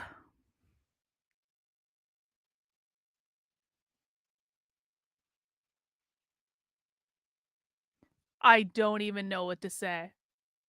I don't even know what to say to that preview. And the sad thing is, guys, it's like if you're watching this stream at this point, I think you know that they're both full of shit. Like, okay, let me do a pulse check in the chat. 1 in the chat if you think that James Lindsay and Jordan Peterson are full of shit. 2 in the chat if you believe everything they say and you think they sound totally reasonable. And I promise you, if you actually believe that, we're not going to be mean to you. We're not going to ban you or anything. If you actually believe that, I want to know about it, because I think it's pretty obvious that they're full of shit. But I want to do a pulse check. Maybe I'm wrong. If you think I'm wrong, tell me I'm wrong. This is a golden opportunity. I don't do this often. There are so many people who buy into this shit, though. It's like, it's hard for me to tell. Like, most people think they're full of shit, right? Like, I'm not just making... that was crazy. Okay, it seems like most people in my chat agree with me, which is good. Yeah, are they on drugs? That is a great question. Watch the full member exclusive session now on Daily Wire Plus. No, I don't think I will. No. So that's a Nietzschean revaluation of all values. Yeah, Right. it's really much deeper than people think. It's redistributing property. It's to transcend property. And so how does this turn into what I said? James. Is that the game, which at that point he's looking at, it doesn't matter if it's capitalism or feudalism or even slavery. Really? It's the private property game that he believes is the course of history. He says, well, everything is actually that thing's fault. Yes! The people who play that game are the people who are the problem.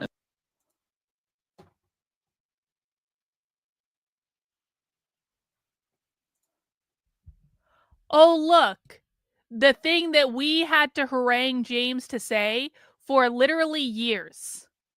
He's finally saying it.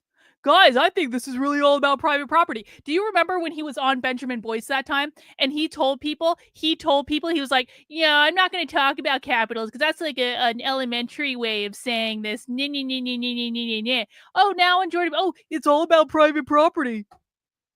Exactly, James. You're welcome, James. We win, James loses. And that's how he recruits. He finds people who are losing within that game, who are being injured by that game, and says, you know what? It's not you. It's the whole bloody game. Come over here. We've got a different game. But the trick is, who's at the top of that game? With Karl Marx, it was Karl Marx. It wasn't the people ever. If you read it, so what's Communist Manifesto? We'll just break it down. Chapter 1, Communist Manifesto is titled Bourgeois and Proletarians. Bourgeoisie and proletarians. So he describes the relationship between the people who are playing that game, the bourgeoisie, and then the proletarians, who are the workers at the bottom who are making that game possible. True. He says all you guys down at the bottom are getting exploited.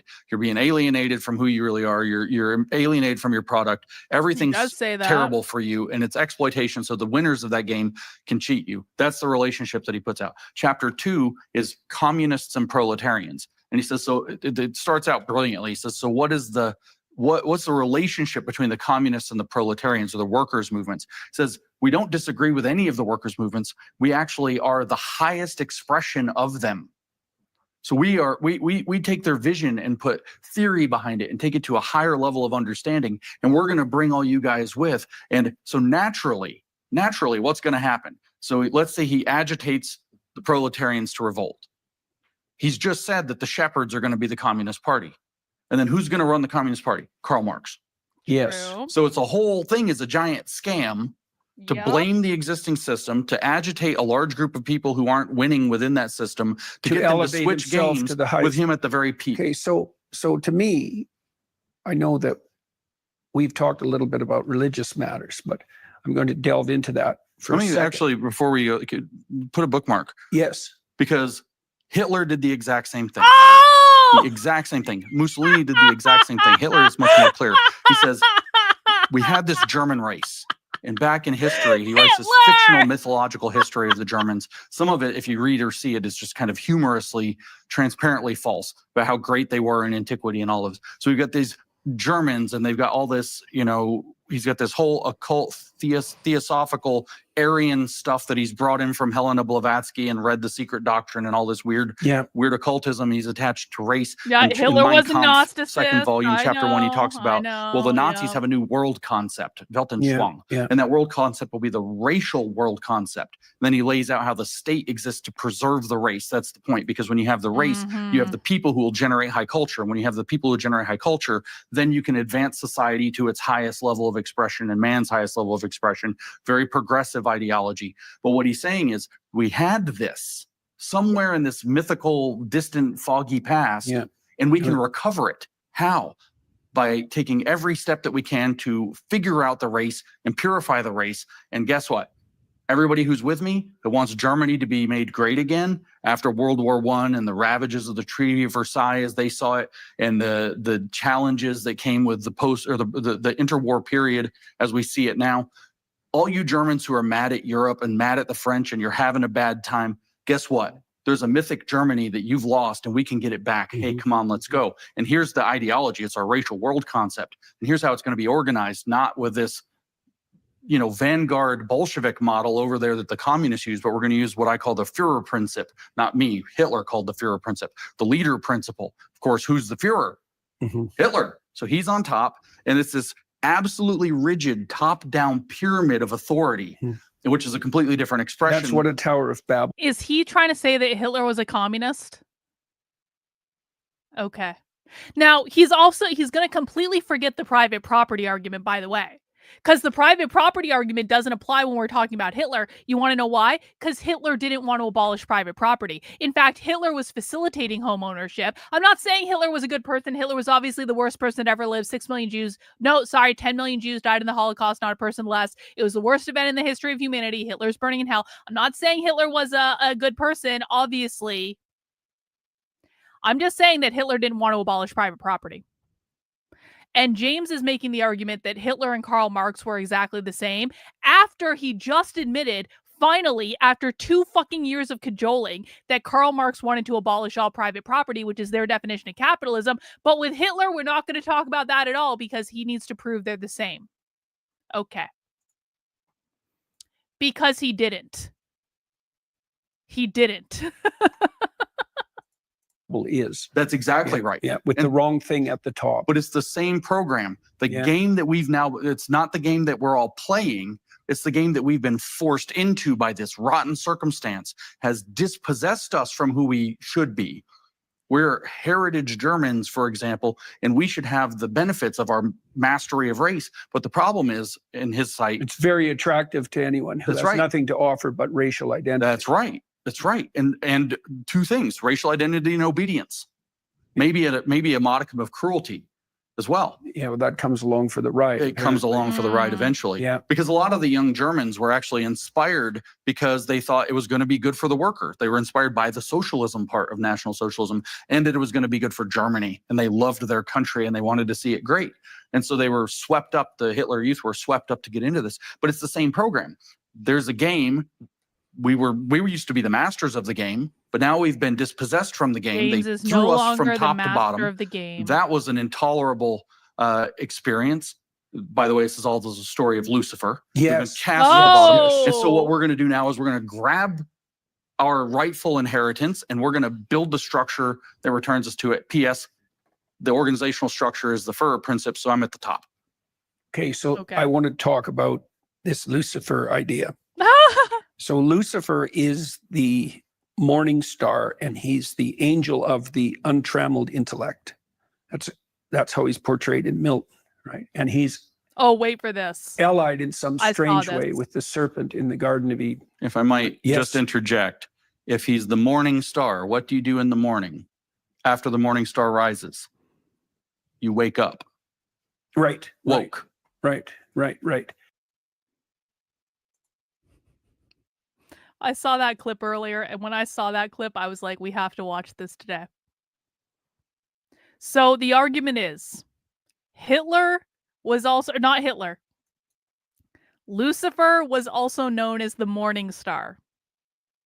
What do you do when you wake up in the, what do you do in the morning? You wake up. That means that Lucifer was woke.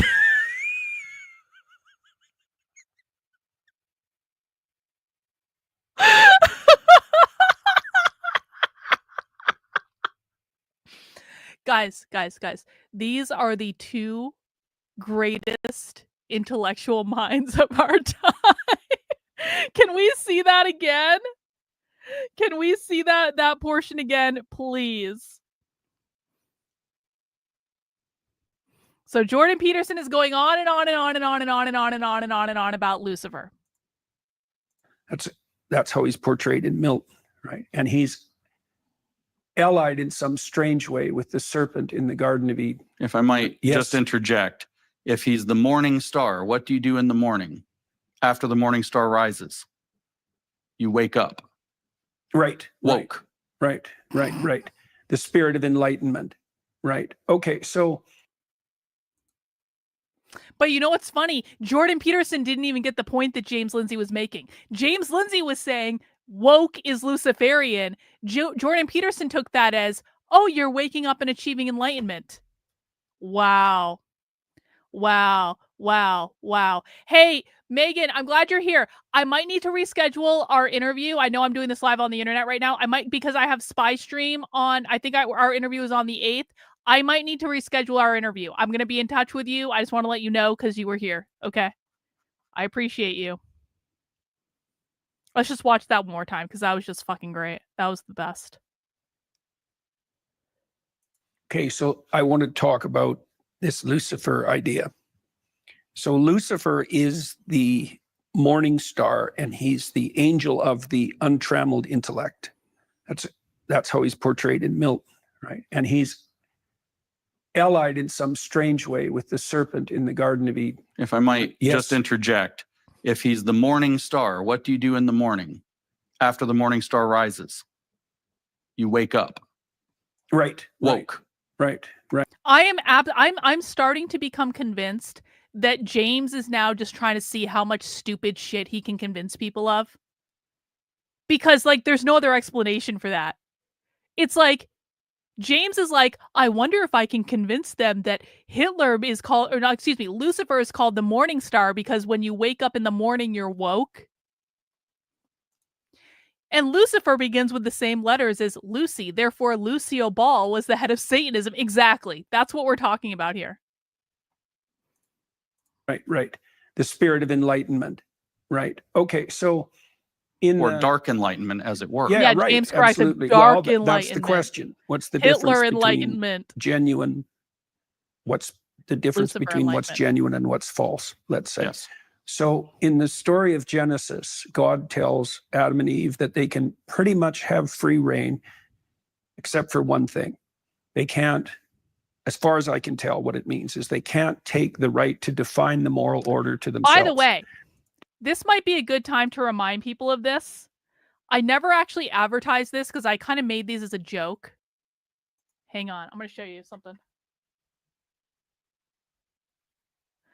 So, a while back in my merch store, which is on wokeart.com, I made these hats called that say dark woke as a joke to clown on James. And you can get it in black. You can get it with a neon. I actually want the neon pink one. I'm going to get the neon pink one for myself. You can get it in red. You can get it in teal. You can get it in silver. Silver one looks rad too. I just want people to know that if you want these hats to own being dark woke, they are in the store. I'll do my own ad reads. Unlike Jordan Peterson, I do my own ad read. Buy my shit, yo, if you feel like it. If you don't feel like it, that's fine too. I don't really care that much. But I think it's funny. They have to abide by the moral order, that there's an intrinsic moral order that's grounded below nature, even grounded in the principle of being itself. Sure. They have to ally True. themselves with that. But Eve, interestingly, Eve is tempted by the serpent. Maybe her powers of discrimination are somewhat lacking. Maybe her proclivity to empathy clouds her. And maybe it's a form of feminine pride. In any case, the serpent tempts her, telling her that if she ate of the fruit of the tree of knowledge of good and evil, that she would become like God, which is the one thing God forbade, right? So the idea seems to be something like, the more radical the revolutionary precept, the more likely something Luciferian is behind it. So it's a serpent in the garden, so it's clearly something poisonous, but then it gets weirdly associated with the idea of Lucifer, right? Which is a very strange leap. The leap is something like, what's the most poisonous of all possible serpents, right? So then it becomes a meta principle. And it looks to me like it's something like the drive to power. And that fits well with the notion that, well, Marx would be on top of the communists and Hitler would be on top of the Nazis and Mussolini Literally would be not what Marx top of the envisioned, but Italian okay. fascists. Yeah. So if the belief system is pressed into the service. Hey, breaking news. Do you guys want to see my knitting? Because I'm at a point where I can show you the knitting section I just finished in this shawl I'm working on with the yarn that Judy sent me for my birthday. So the shawl, this is deeply important. If you guys are going to be watching my channel, you have to take moments for knitting related updates, okay? This is going to be the center of the shawl, and the shawl is going to be mostly black and white. It's going to have a little bit of red, but this is the center of it. And you can see it's black and white, and it starts with bigger lines in the middle, and it works out to tinier lines at the end. And I think what I'm going to do now is I'm going to do just a lot of black around it. I'm going to do like a big black border. So this is going to be the center of the shawl. And I think it looks cool. It's just a square. But that is the start of the project. Okay, resuming. Of the hierarchical status of its originators, then there tends to be something profoundly Luciferian behind it.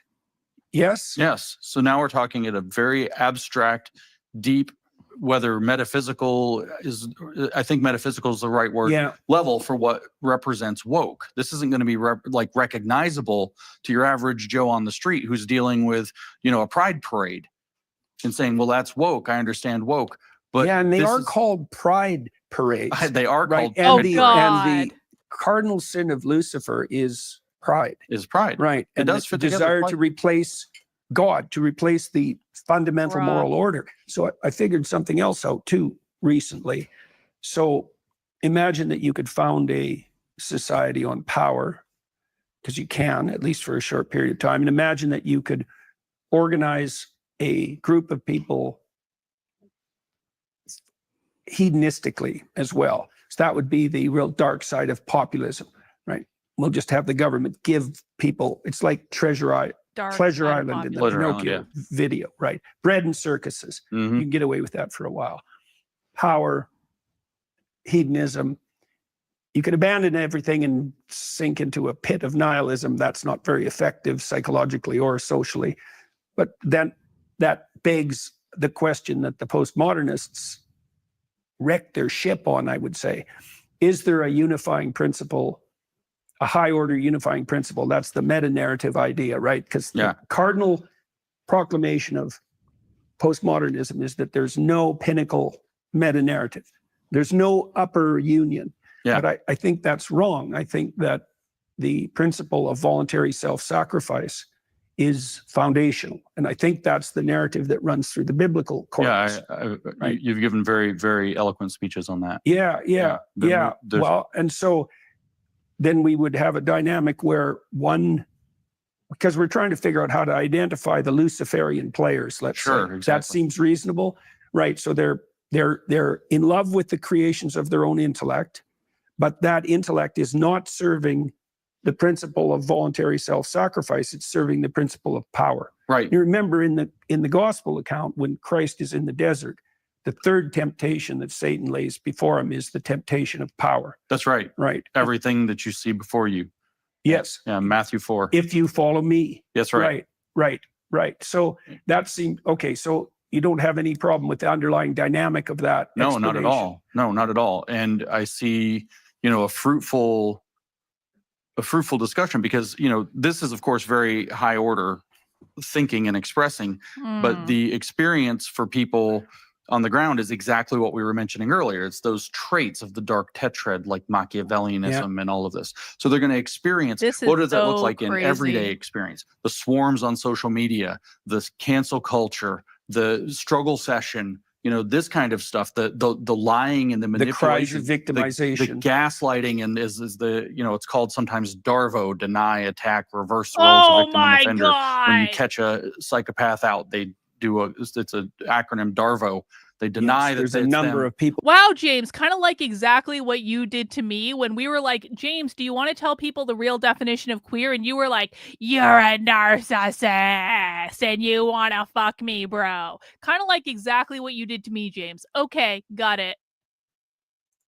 Operating like that that's right. At the moment. It's everywhere. And so these are the experiences. So the expression that I could give to tie people, just to bring woke right back to the conversation, is we're familiar now with the machinations of woke left, right?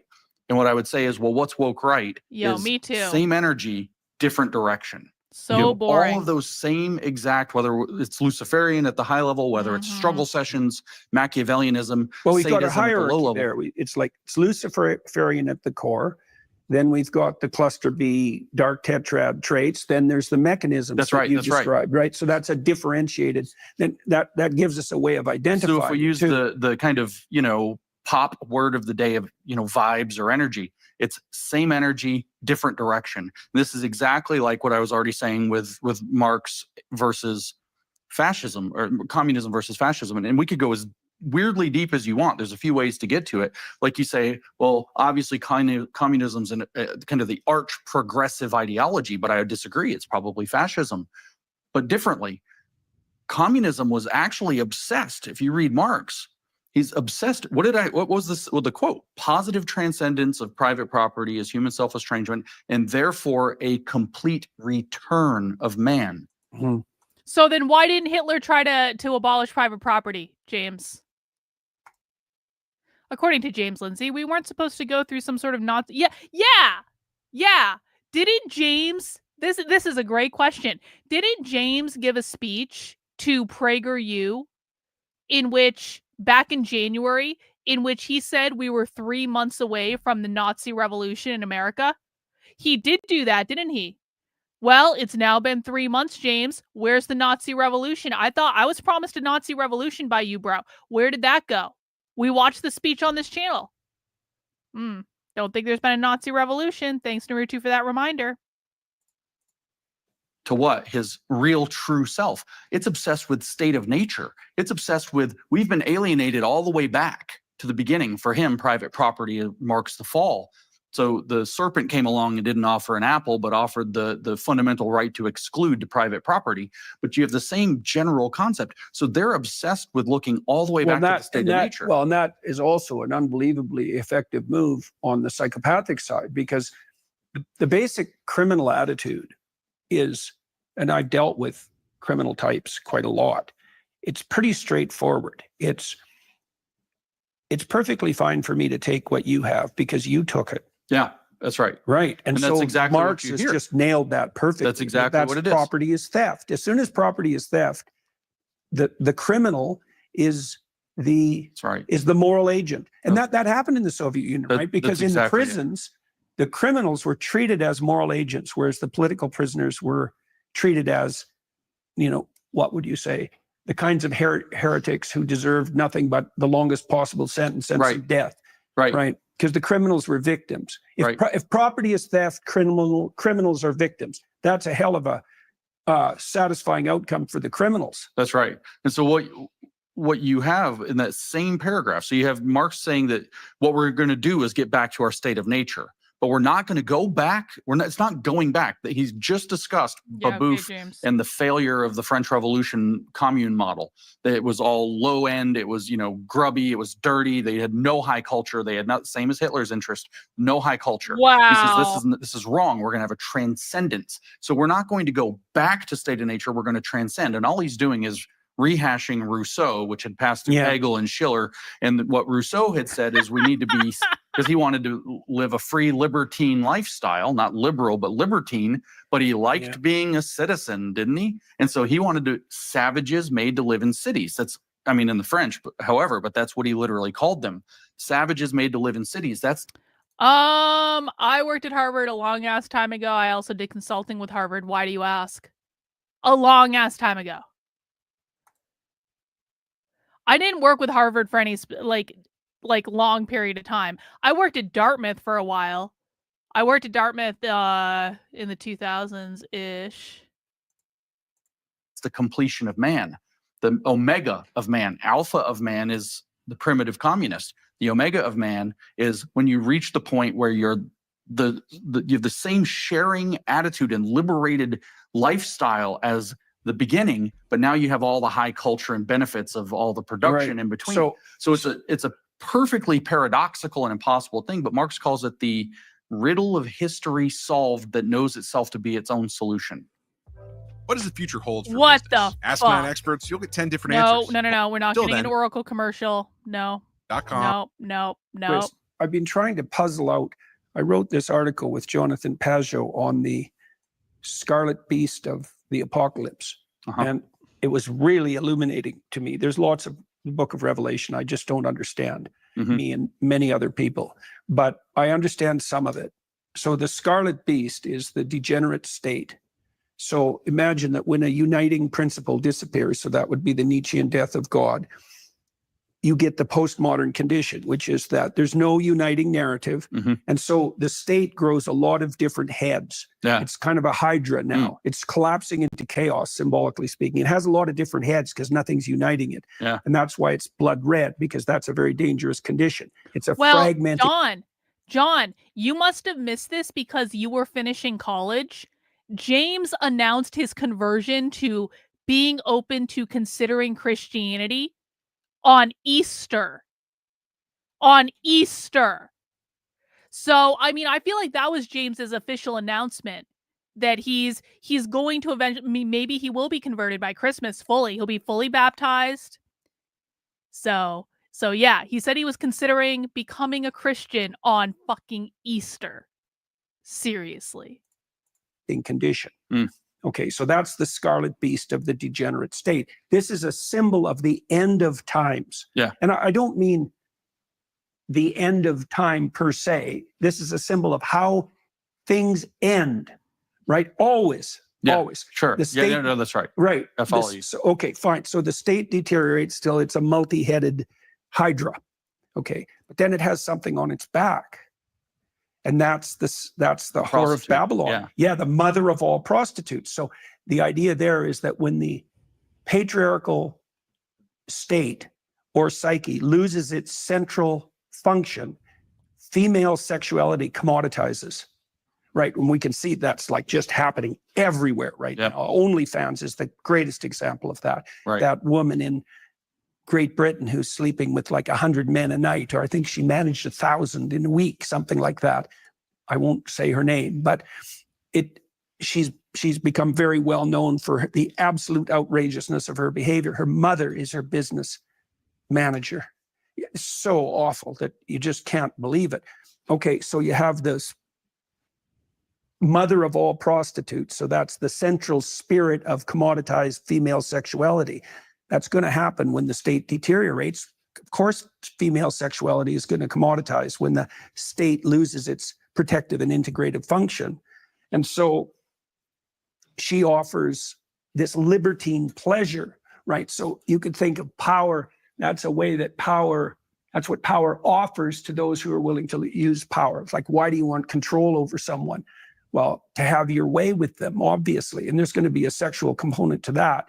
That was certainly the case in Marx's own life, for example. So you can imagine the fantasies that possessed him too would be, well, once we establish this new utopia, and the communists promised free love. That's a common leftist, as if it's love, which it isn't, and as if sex is free, which it never is. What happens at the end of the Scarlet Beast, Whore of Babylon dichotomy, say, interaction, is the beast kills the prostitute. So that's perfect, right? Because so the degenerative patriarchal state breeds the commoditization of female sexuality, but ultimately destroys all pleasure.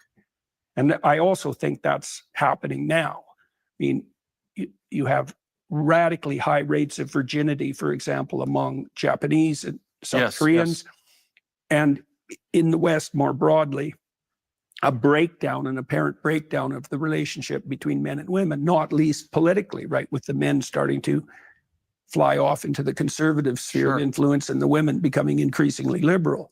So that's another, it shows you the fact that these mythological tropes appear fitting, shows you how deep the malaise is, right? The culture war is way deeper than the political. In a vehicle to this is transgression, right? Transgression of the existing order. And transgression, I think, is such a key feature. In fact, I've described recently a cult of transgression that you can easily describe on the woke left, right? And it kind of fits my same energy, different direction, or same energy, opposite direction, because you see with both of these two wokes, but also other these kind of degenerate ideologies and psychosocial dynamics, you have this cult of transgression where it's like the payment to be in the cult is to transgress a little further. You start with, we need LGBT representation. Okay, we've already transgressed because the T is different from the LGB.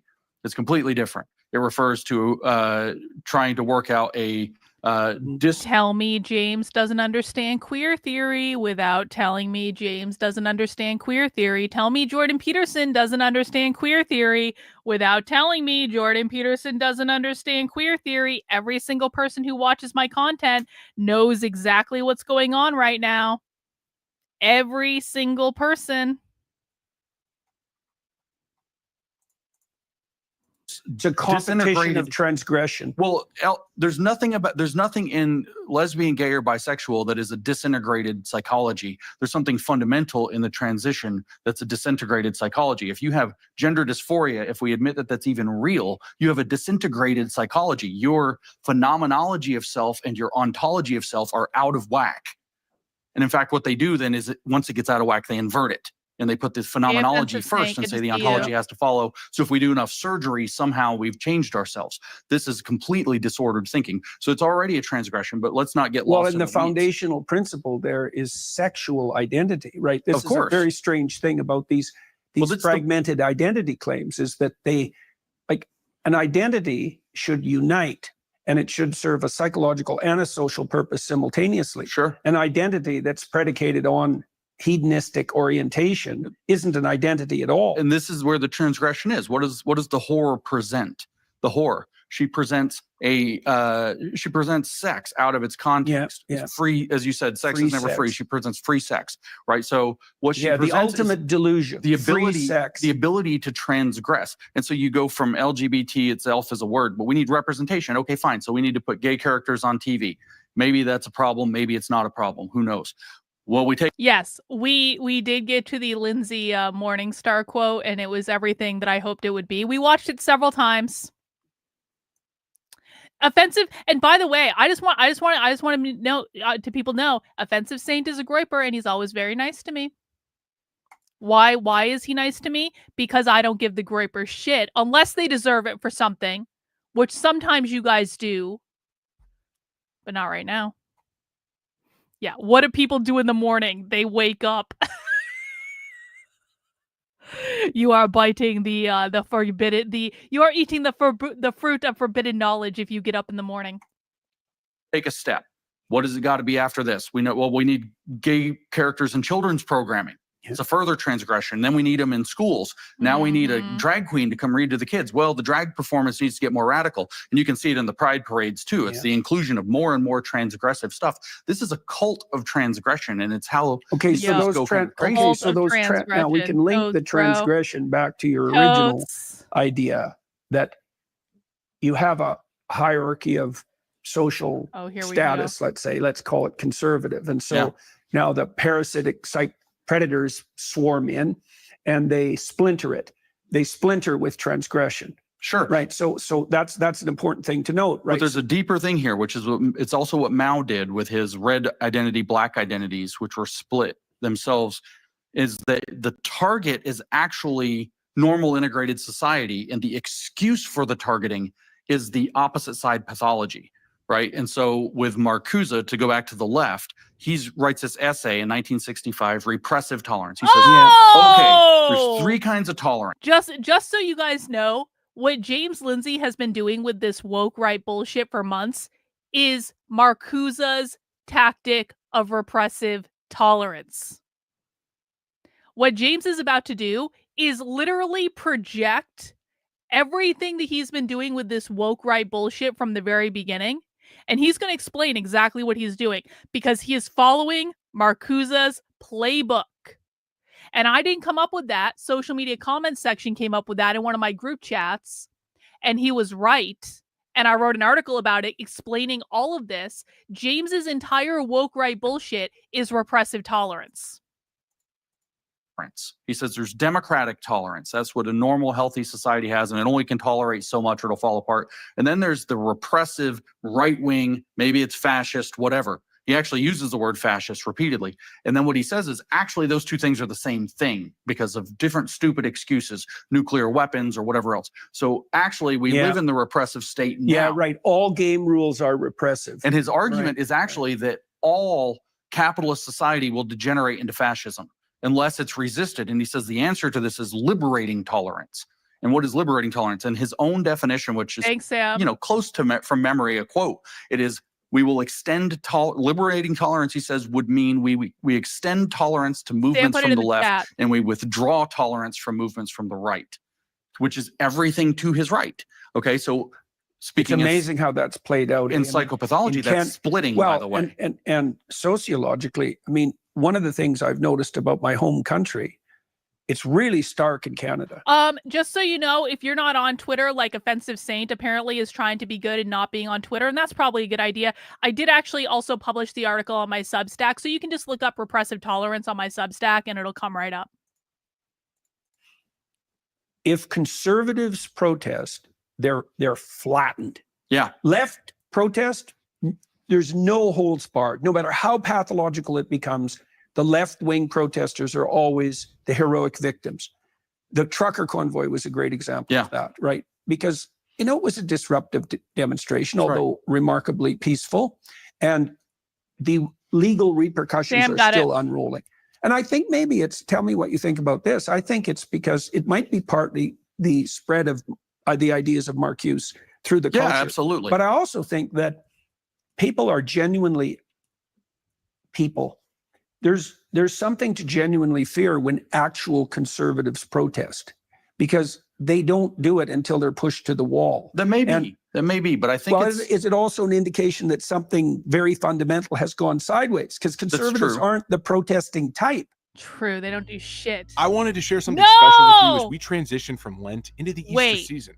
You know how what? Jordan Peterson, who to the best of my knowledge is an atheist, is running ads for some Christian thing? What is this? Why is this company advertising with Jordan Peterson? Wow. I would be offended by that if I was a Christian. Thankfully, I'm not, so I'm not offended by anything. But why is Jordan Peterson advertising stuff for Christians? All right. No, but I think that the trucker protest tells us something different because the target, these people, this is one of the most genuinely peaceful, pro-liberty, It was the Freedom Convoy, and they meant it. And they policed their own borders. Oh, They kept the Mark radicals Wahlberg. out Okay. on the right. So what happened was they showed up, the left showed up to I protest see. the normal people. I'm not going to say the middle, the normal people. Everyday freedom-loving Canadians. And the excuse was there's a far right. Yeah. Okay. So what happened is I call this ideological flattening or dialectical flattening, but it's psychologically it's splitting. The person that's occupying the leftist deranged position has flattened liberals and conservatives into a single monster. Yeah. Not so they can fight the conservatives, so they can fight the liberals. And that's happening on the other side. Conservatives will look over and say, well, there's the far left. And all the classical liberals are actually in their camp. And they've flattened them. It's the same splitting behavior. And again, so this is, again, an emphasis of this woke, or an exhibition of this woke right phenomenon of same energy, different direction, opposite directions in this case. And the idea is that they are attacking the middle through the proxy of the far opposite side. So I brought up Marcuse because he's also famous for Eros and Civilization and the sexual liberation. And we were talking about the pride and the queer theory. Well, those left-wing movements in the 60s all floated on a cloud of free love. That's right. They did. But look at the Pride Parade. Okay, so we need representation and visibility for gay people because there's a repressive society. That's the excuse. It's the far right that won't let anybody come out. So they come out. And is that where it stays? Is that what they're actually targeting? No. You have fetishes. You have all kinds of perversion, degeneracy. I mean, I don't want to even talk about what it is, explicitly, which is an advantage to queer theories. Nobody will say what it actually says. Yeah, because it's so gross. Yeah. But what they were targeting were liberal society. No one will say what queer theory actually says. If you want to know what queer theory actually says, you can join my counter-revolutionary book club. That is on my Substack, Karlyn, Karlyn.substack.com. We are currently reading a book called Queering Anarchism. We are going through it essay by essay so that people can see exactly and explicitly what queer theory says. You can find back episodes of the podcast on Apple and Spotify. And if you go over to my Substack, which is Karlyn, Karlyn.substack.com, and click on the book club link at the top. If you click on the book club link at the top, you will find a reading list of queer theory articles that we have worked our way through. I will probably be doing Counter-Revolutionary Book Club tomorrow for the stream if you want to come back and join us. Normally we do Counter-Revolutionary Book Club on Thursdays, but the problem is I have 2 spy streams on Thursday, and I don't know if I'm going to be able to fit it in. So we're probably going to do more Counter-Revolutionary Book Club tomorrow. So if you want to hear what queer theory actually says, which has no relation at all to what James says it says, you can come and read queer theory with us, and we will make it fun, and we will make it interesting, and it'll be some of the craziest shit you've ever seen. But to say that no one knows what queer theory says, we know what queer theory says, motherfucker.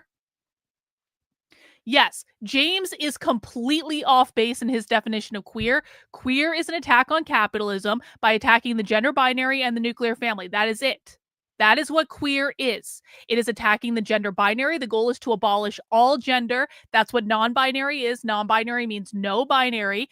The attack on gender is also an attack on the nuclear family because they want to be able to attack the nuclear family because they believe that capitalism reproduces itself through the nuclear family, which is what social reproduction theory is, and they have to dismantle the nuclear family in order to dismantle capitalism. Queer is an attack on normativity. Normativity means norms that uphold capitalist society. And you see all of this stuff in book club. So I don't mean to be a bitch about it, but guys, seriously, here, I'll even show you. Come to book club. Go to my Substack, Karlyn.substack.com. Click on the book club link at the top. Right here, the dystopian documents queer and gender activists are reading. You can literally find a reading list of some of the most influential documents. We're working our way through them now. Towards the Queerest Insurrection, Polyamory and Queer Anarchism, Against the Gendered Nightmare, Gender Accelerationist Manifesto. We're currently working on Queering Anarchism. This is a big book of essays, so we're working our way through that. You can read all this stuff for yourself. It is all free. It is all on the internet. If you feel like finding back episodes of the podcast, you can just click back over here. You can go into any episode of the podcast. You can find links to Apple Podcasts or Spotify. You can also listen to it in the Substack app if you feel like it. And you don't need to take my word for it. You never need to take my word for it. I will show you what they're saying. Okay? So, James, again, is full of shit. He doesn't know what he's talking about because he's never read the documents that we're reading, and he doesn't even know they exist. Or he might know they exist now because I've been screaming about it so much, but yeah.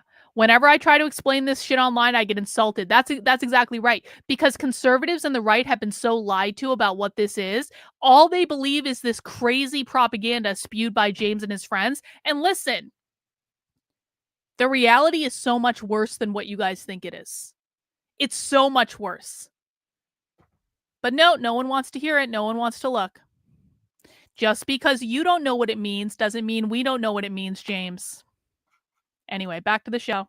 Societal norms, real societal norms, healthy, let's forget liberal, healthy, not degenerate societal norms about sex and sexuality. And the excuse was well, degenerate's the right word too, I think, because I think one of the hallmarks, because if you are a relativist, you might say, well, who are you to place modes of orienting yourself in the world in a hierarchy? Yeah, right? sure. Because you described some of them as degenerate.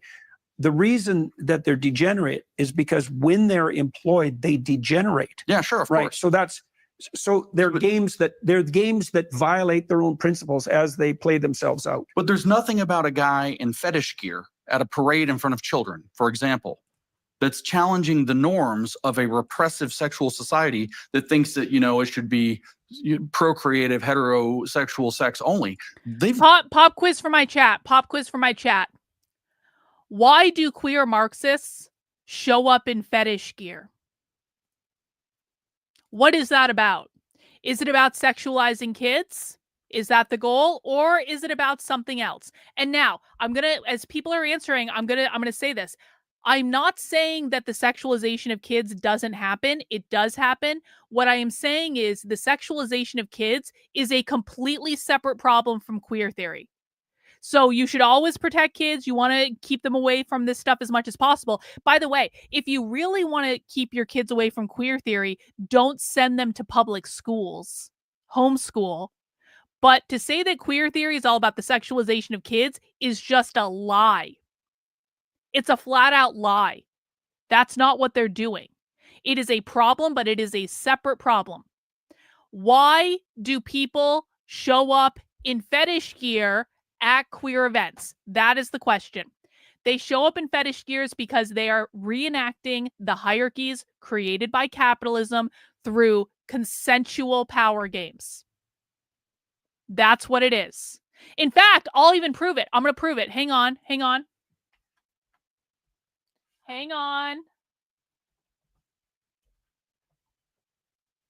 I'm going to go to my Queer Marxism Twitter account and I'm going to prove this right now. Yep. They're queering sex, which includes drag queens. Yep. Drag queens are something that they do. But we're going to go to my Queer Marxism Twitter account. This is at Queer Marxism. This is a project I'm working on. It is, well, no, but like, why BDSM specifically? The question is, why BDSM specifically? Why kink specifically? I'll show you why. Because I posted about this over on the Twitter account. I just have to find it. Right here. Bing. This is a document that we found on a queer website do you guys remember when we signed up for a queer fetish workshop? Does everyone remember this?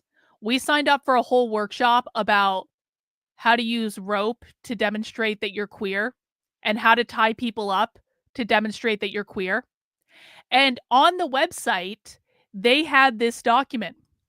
So, and Offensive Saint, you're about to fucking love this. Offensive Saint, this is about to be the greatest thing I've ever shown you. Okay, you guys ready?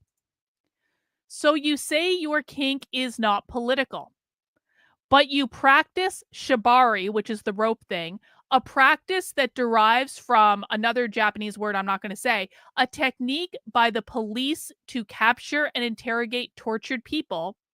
But you like to be master to a slave and play with power hierarchies and labels that are drenched in thousands of years of suffering and death. But you like to use floggers, whips, and canes, all of them implements that were used and still are traditionally used to punish, dehumanize prisoners and slaves. The real I don't know what that word is, needs to come with another, okay, this is a Japanese thing, I don't understand that. But you love your sissification so you can play out traditional roles that women had to endure and suffer for hundreds of years. Wait for it, ready, offensive saint, this is for you. But it's hot to do some race play, Nazi play, and engage in traditional 50s household play. So queer Marxists think it's hot to pretend to be Nazis and to pretend to be racist because they are enacting oppressive hierarchies through sex as a political statement. They're saying it's political right on the thing. This poster is not about kink shaming. It's about calling on you to reflect the fact that kink does not exist in a vacuum. It's a privilege to consensually play with these topics instead of being caught up in them without consent. It cannot be separated from politics, history, and lived experience. They're saying that BDSM cannot be separated from a political statement because they believe that they are non-consensually oppressed by capitalism. And they are playing out the dynamics, the oppressive dynamics of capitalism through BDSM, except they're doing it consensually. That's why they're dressing up in fetish gear. That's why. If anyone has questions about this, this is some weird shit, and I'm acknowledging this is weird shit, okay? But when you get into queer stuff, you find weird shit like this all over the place. And that's why I'm doing the Queer Marxism Project. The Queer Marxism Project is an archiving project where I'm going to put all the queer materials online, and they're all going to be available to everyone so that everyone can learn about this crazy, crazy, crazy dystopian ideology. There's going to be more on that coming soon. I've got a bunch of shit going on. This is going to be moved under my new nonprofit. It's going to be one of those things. So you guys are going to be able to make tax-deductible donations to support my work on this, which is going to be really, really, really cool. Anyway, if you want to learn real stuff about queer, follow this, and I will teach you, or come to book club, or come to any of the streams we do on it. But James's position, per usual, is bullshit because he doesn't know what he's talking about. That's an excuse. It's pretext. What they're after is the norms that hold regular society together. And my argument is that the woke right does the same thing. They have a cult of transgression too. They sometimes call it being based, but that's a completely bad word for what they're trying to describe, because based should mean based in reality. Although the origin. Wait. This is another clip that I saw where James says that we can't use the word based anymore because it has to do with cocaine. Actual sex only. That's an excuse. It's pretext. What they're after is the norms that hold regular society together. And my argument is that the woke right does the same thing. They have a cult of transgression too. They sometimes call it being based, but that's a completely bad word for what they're trying to describe, because based should mean based in reality. Although the origin of the term is slang for being free-based on cocaine. So they're out of their minds, right? It's just funny how this lines up. But what do? Okay, so the left has told us, the far left has told us, you can't be racist. Racist is worse. Everybody's a racist. Listen, I know I've only been to one Groyper event in the real world, which was the last AFPAC. I don't recall lines of blow being done at AFPAC. I'll just say, now, I've also been to CPAC where I have seen lines of blow done. But I actually don't recall any cocaine being done. Were you guys doing cocaine at AFPAC and you just didn't share? Like, I've never done cocaine myself, so I wouldn't know. But like, I mean, I don't know. Like, what I saw when I was at AFPAC with the Groypers was a bunch of Catholic virgins standing around in suits and listening to speeches. And maybe they had a beer or two. There was drinking at AFPAC. I was pretty high, so at least one person was smoking weed, but it probably wasn't the Groypers because they frown on such behavior, and I understand that. But like, whatever, I'm gonna do what I do regardless. I have social anxiety. What do you want? I don't know. I don't think there was a lot of blow being done at AFPAC myself. And of course, they completely made degenerate the concept of racism, the word racism, the accusation, the sky is racist, going for a hike is racist. You ate a hamburger. But they aren't trying to reclaim and say, okay, no, wait. Racism's bad. We don't want to be racist, and nobody should be racist. And the left completely ruined it. So we need to reclaim the term and have this healthy societal norm about discrimination and bigotry. What they're doing instead is saying it's time for us to be a little bit racist. The left said, don't be racist, so we're going to be really racist. And we're going to do it in order to... I don't think the Groypers are being a little racist. I distinctly remember being at AFPAC. I did a video about this at the time, so I've already talked about it publicly. I distinctly remember being at AFPAC and being at in the club where AFPAC had to be held because the first thing was canceled. And I think it was during Nick's speech, right? There was a chant of the Groypers going, whites, whites, whites. And that was actually the last fucking thing I remember about AFPAC, because this whole crowd, like Nick Fuentes is on stage giving his, I think it was Nick, right? Someone was giving a speech and the whole crowd just starts going, whites, whites, whites, whites. And then these black bouncers like run through the crowd and they shut the whole thing down. I did not chant. I will know. I don't approve of such shenanigans and behavior, but it was funny as shit. To own the libs, as they sometimes phrase the thing, right? But really it's to reject woke culture as the pretext. They're not acting racist or blaming Jews for everything going wrong in society, or, getting further and further into the racial expression or the white racial consciousness or whatever, or the white supremacy or even white nationalism in order to challenge the left. No, they're doing it to challenge the center, the healthy core of society and its norms. Well, so that's the target. It's a cult of transgression, but they point in opposite directions. Left in some sense says, don't be racist. They say, do be racist. And this is, again, the communist fascist thing. We're going to liberate everybody. That's what the communists say. They come along, it screws everything up. And, there's all this oppression in society. We're going to liberate people from oppression and everything's going to be utopia. That's Marcuse in a nutshell. Mm-hmm. Okay. Defined primarily by full sexual liberation. Of course. Right. And there is. Hold on. It all goes to hell.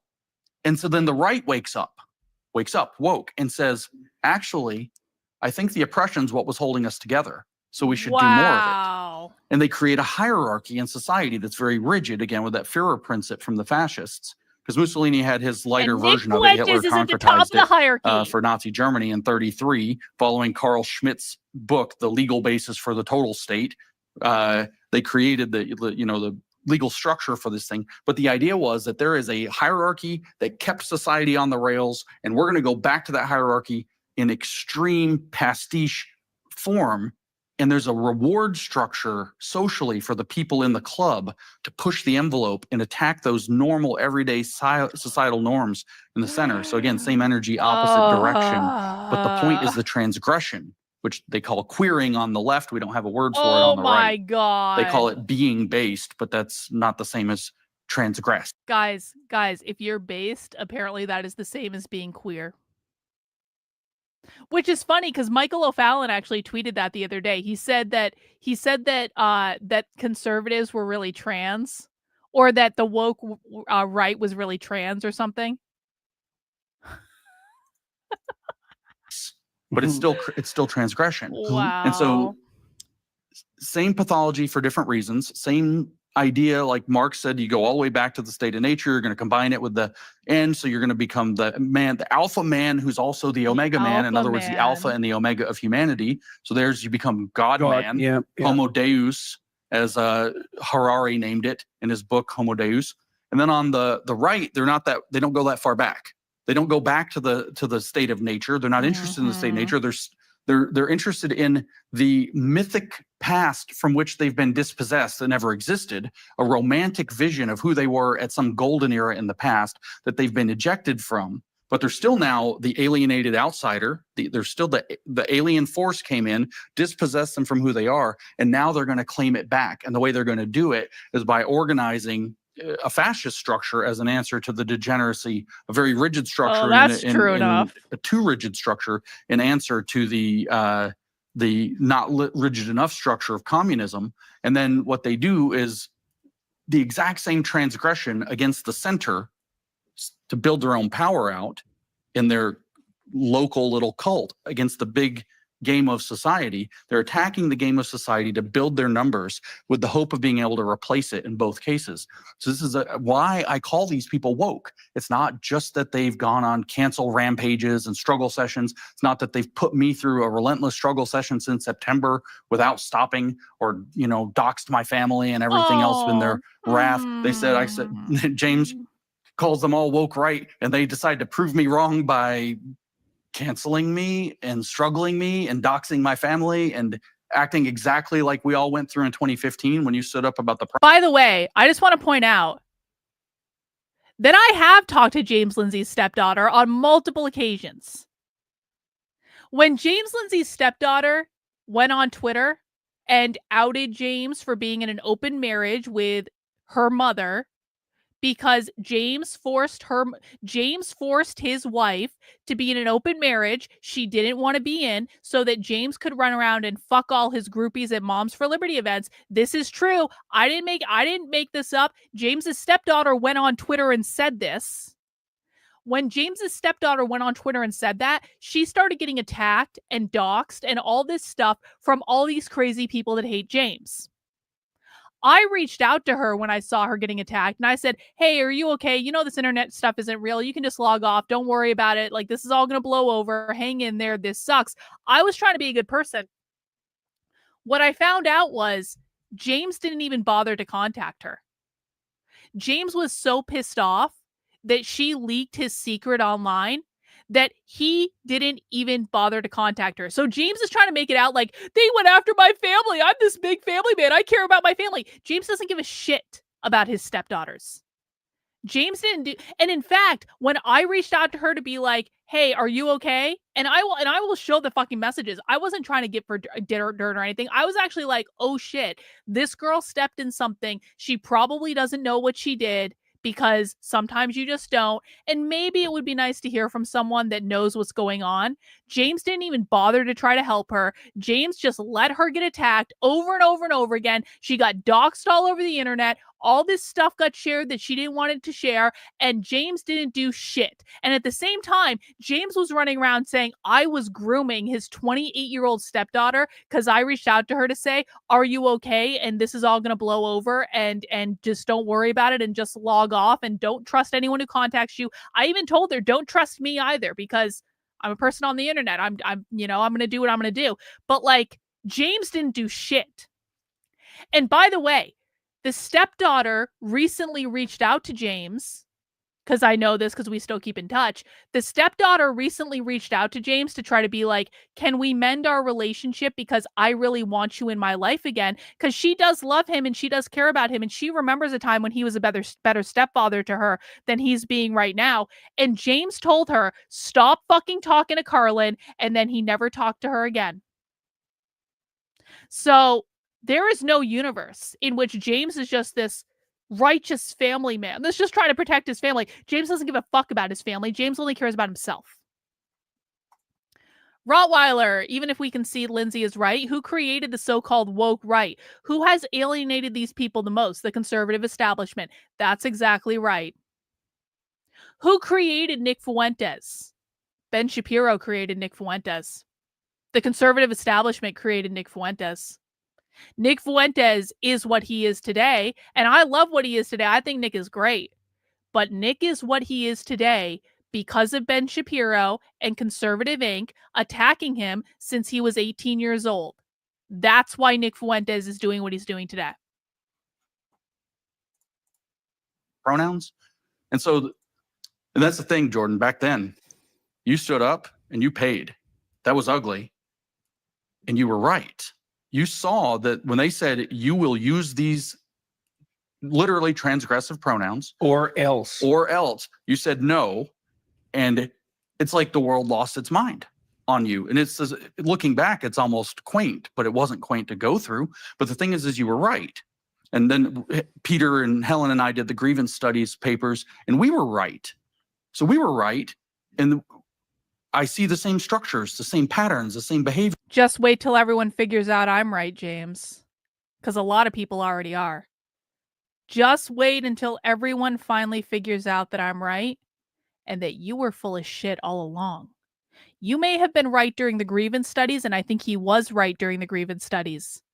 But in the last 3 years, maybe even 4 years, you've just been putting out bullshit after bullshit after bullshit after bullshit after bullshit. And in the meantime, James, I've been putting out primary source evidence, primary source evidence, primary source evidence, primary source evidence. And James, I know for a fact that people are starting to see. I get people here all the time who find me because they get sick of your bullshit and they want to know what's really going on. I'm starting to get more and more people paying attention to what I'm doing that weren't paying attention before, because now I'm the only person actually putting this stuff out. There's no one else really doing this because you quit, James. You went to become obsessed with this woke right bullshit. You stopped talking about the left. Just wait until more people start watching the primary source evidence, James, because I'm not giving up. I'm not going away. I'm not shutting up. I'm only getting more powerful. My audience is only getting more committed to what we're doing. We're making bigger plans. I'm starting a fucking nonprofit. What the fuck have you done? Just wait, James. It's going to be super fun for me. Not so much for you, but definitely for me. Tick tock. Tick tock. There's the same reactions, the same explanations with slight modifications. That's the difference between communism and fascism as modern archetypes. And what I see when you can think of those as modern era mythologies for how society is supposed to be organized. And I see the same thing. And the thing is, we were right then and we're right now. No. Yeah, I've been thinking about it as not. the hijacking of belief, right? Someone's hijacking belief. Parasite. Yeah, someone's doing that. And that hijacking of belief is this, just to take it all the way back to the Gnostic thing, that's what the Gnostic cults did before Irenaeus put them down. And then, Augustine comes along and mentions them all and says there have been 84 heresies or whatever up to this point by the 4th century. The Gnostic cults did the same thing. They splintered off from the true faith. They came up with the idea that they had secret knowledge. That's the gnosis. But look at what the cults were, like the Manichaean cult. The Manichaean cult is a absolute splitting of the world into total good and evil. It's not us and them. It's us and everybody else against us. And the idea is that the evil is embodied in the world, and the good have to slowly work to consume the evil and turn it to good. And eventually you end up with all good. But this Manichaean battle between good and evil is what Marx codifies on the first page of the Communist Manifesto when he says that in a word, what he's talking about, the entirety of the story of history is oppressor versus oppressed. Private property It's a ownership, fundamental dualistic metaphysics. metaphysics. There's no unity of society with a kind of melange of different people in different places working, playing different roles, sliding up and down the ladder. No, there is a fundamental dualism. You might move within each of those, but there's a fundamental dualistic structure, and they are in conflict. That's the first line of the Communist Manifesto after the famous preface. The first chapter, he says, the history of man is the history of the conflict of contending classes, oppressor and oppressed. Say Demiurge. And he says that what it's going to result in is the revolution of society or the common ruin of the contending classes. So either the bottom's going to come up on top and take over, the splinter group is going to replace society itself, or they're going to ruin everything. They'll destroy everything that they can't have. And then we're looking at, beastly behavior, and I don't mean animals. So do we, totes. Maybe we could lay out some of the behavioral markers so that, because we might as well make this concrete. I can tell you what I've observed about the behavior of psychopathic parasites online. Okay. Sure. Maybe if you have 5 of these, you're one of them. You know what I mean? That's so often any one alone isn't enough. Right. Diagnostic criteria. So in the comment sections, for example, anonymity is a marker. Wait. Are you shitting me? Jordan Peterson is saying a person having an anonymous account is proof that they're a psychopath.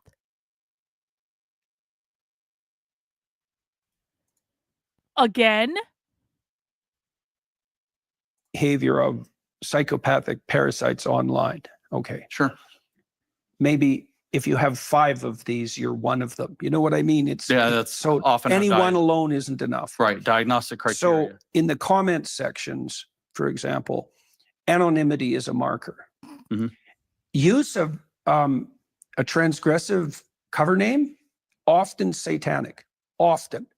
So, you know, and it's tongue in cheek, but no, it's not. Yeah. Derisive language, right? So that would be language indicative of contempt. Yeah. Contempt's a really toxic emotion, contempt and disgust. Hitler used disgust language to characterize the Jews, not fear language. That's right. And you destroy things you're disgusted by. That's right. You stay away from things you're afraid It of. says in Mein Kampf that Okay. So Jordan Peterson has now given 3 markers of psychopathy that he's using to diagnose people on the internet. 1, you have anonymous accounts. 2, you have a spicy name on your anonymous account that Jordan Peterson doesn't like. 3, you don't agree with everything that Jordan Peterson says, and you use divisive language to disagree with Jordan Peterson. We aren't even to 4 and 5 yet. I can't wait to find out what those are. Rottweiler. Oh, for fuck's sake, Jordan. Want to hear the antidote to your hurt feelings on the internet? Turn the computer off and spend time with your grandkids. Oh my fucking God. I think that's great advice, Rottweiler. Thank you for the super chat. Okay, let's continue with the diagnosis. one of the, early in the book, in the 2nd chapter, that one of the best moments, he doesn't say it's the best moment of my life, but he realizes, and it's clear that he's very happy about it, was the moment when he realized that the Jew is not a German and the German is not a Jew. Right. That's disgust. Right. Absolutely. I mean, it's a statement of fact, actually, but okay. Derisive and contemptuous, what do you call those? LOL is a good example. Oh, yeah. Dismissive kind of. Yeah. Acronyms. Yeah. Acronyms. Okay. Now, you know, there's lulz culture online. Yes, of course. I do it for the lulz. And that's a hallmark of sadism. Now, those people who do those things. Guys, making jokes online is sadism and satanic and wrong and bad. It means you're a psychopath. Yeah. Yeah, you're all psychopaths. That's why you're in my cult and not James's cult, because you're all psychopaths. How dare you say lol? How dare you lol on the internet? How dare you find things funny on the internet? How dare you, you group of psychopaths? Yeah, golden herpes is definitely a psychopath. Look at that. Look at that divisive screen name. Golden herpes, definitely a psychopath, according to the world-renowned psychologist Jordan Peterson. So those are 4 or 5 things: anonymity, pathological nom de plume, derisive language, and then the use of these contemptuous and cool acronyms. Belittling, they use the word dude. That's a real good marker. Yeah. Or they'll use a derisive nickname to kind of equalize the playing field. They say the word dude. First of all, do people still say the word dude? I say the word dude because it was a formative word of my childhood. But like, I feel like people don't really use that word anymore. I'm more inclined to use the word bro, if I'm honest about it. Do you guys remember in the movie Basketball where Matt Stone and Trey Parker had a whole argument just using the word dude? I've actually done that in real life with my friends, where it's like, dude. And you have has this happened to you guys, where you have a whole argument with someone just using the word dude? Wow. We're going to go through the full set of diagnoses when Jordan is done. Yeah. I'm Jimmy a lot. You're Jimmy. Yeah. Yeah, right. Diminutive. They'll use a diminutive. Jimmy concepts instead of conceptual. Well, James. Your name is James. Right. That started on the left and now the right uses it. Right. Yeah, Dude. yeah. So those are markers. What else have I seen? An insane rise in explicit anti-Semitism. And that's been going on for about 5 years, and it's worse all the time. And Nazi apology. Yeah, well, that's which isn't just the apology too. Yeah. It's the transgression. It's the post the meme, sometimes meant to be funny, so you have plausible deniability, or the other social functions of humor come into play. But they'll post the meme of Hitler. Why? Because God forbid you post a picture of Hitler. I especially like the picture of Hitler where Hitler is doing the heart Has anyone seen this picture of Hitler? I like the picture of Hitler where he's wearing like a cape and he's walking down a flight of stairs. That's a great picture of Hitler. There are some great Hitler pictures. I mean, listen, man, it's okay to like historical pictures. I don't think liking historical pictures makes you a psychopath. Because you're not supposed to. Yeah. That's why. So you Exactly. have norms of decency around different things. One of those norms in, again, mainstream healthy society has been that we're not going to valorize Nazis. We're not going to lionize these guys. And you have, I'm not talking about the historians or whatever else that are coming out and rehashing David Irving or any of that. I'm talking about these, to use the word that's on the internet, shit posters. Yeah. Who come and post pictures of Hitler with a smile on his face, or they're translating his speeches into English and clipping out parts where he's rousing Germany to a God forbid we listen to a historical document to find out what Hitler actually said. Guys, if you listen to an AI speech where the AI has translated Hitler's words into English, you are literally a psychopath. I feel like watching Bill and Ted's Bill and Ted now, dude. Yeah, exactly. Psychopaths, all. Cheerful future. Oh, he just loves his country. That's one of the messages they put. They love it. Well, that was actually true. Read The Mein Kampf. nationalists. Actually read it. He's utterly clear about the point of his state is to preserve the race, and the biggest pollution of the race, to preserve it against pollution of inferior races, and the most inferior race is the Jews. Yeah, absolutely clear. The demonization is absolutely visible in 25 when he publishes that, way before they say, well, it took until 38, 39, maybe 42 when Churchill got involved. That's when they had to really start hating the Jews. And no, that current is all the way back to the beginning. So this shit posting problem. So that's part of the enabling of the psychopaths by the free. This shit posting problem enables the psychopaths. The movie Dude, Where's My Car is satanic. Jordan Peterson probably. Wait, let's go back to Jordan Peterson is very serious about this very, very serious shit posting problem on the internet. When Churchill got involved, that's when they had to really start hating the Jews. And no, that current is all the way back to the beginning. So this shit posting problem. So that's part of the enabling of the psychopaths by the free social media platforms, right? By the costless social media platforms. Do you have any sense? So we're working out ways to identify people. Swarm behavior, by the way, is another one.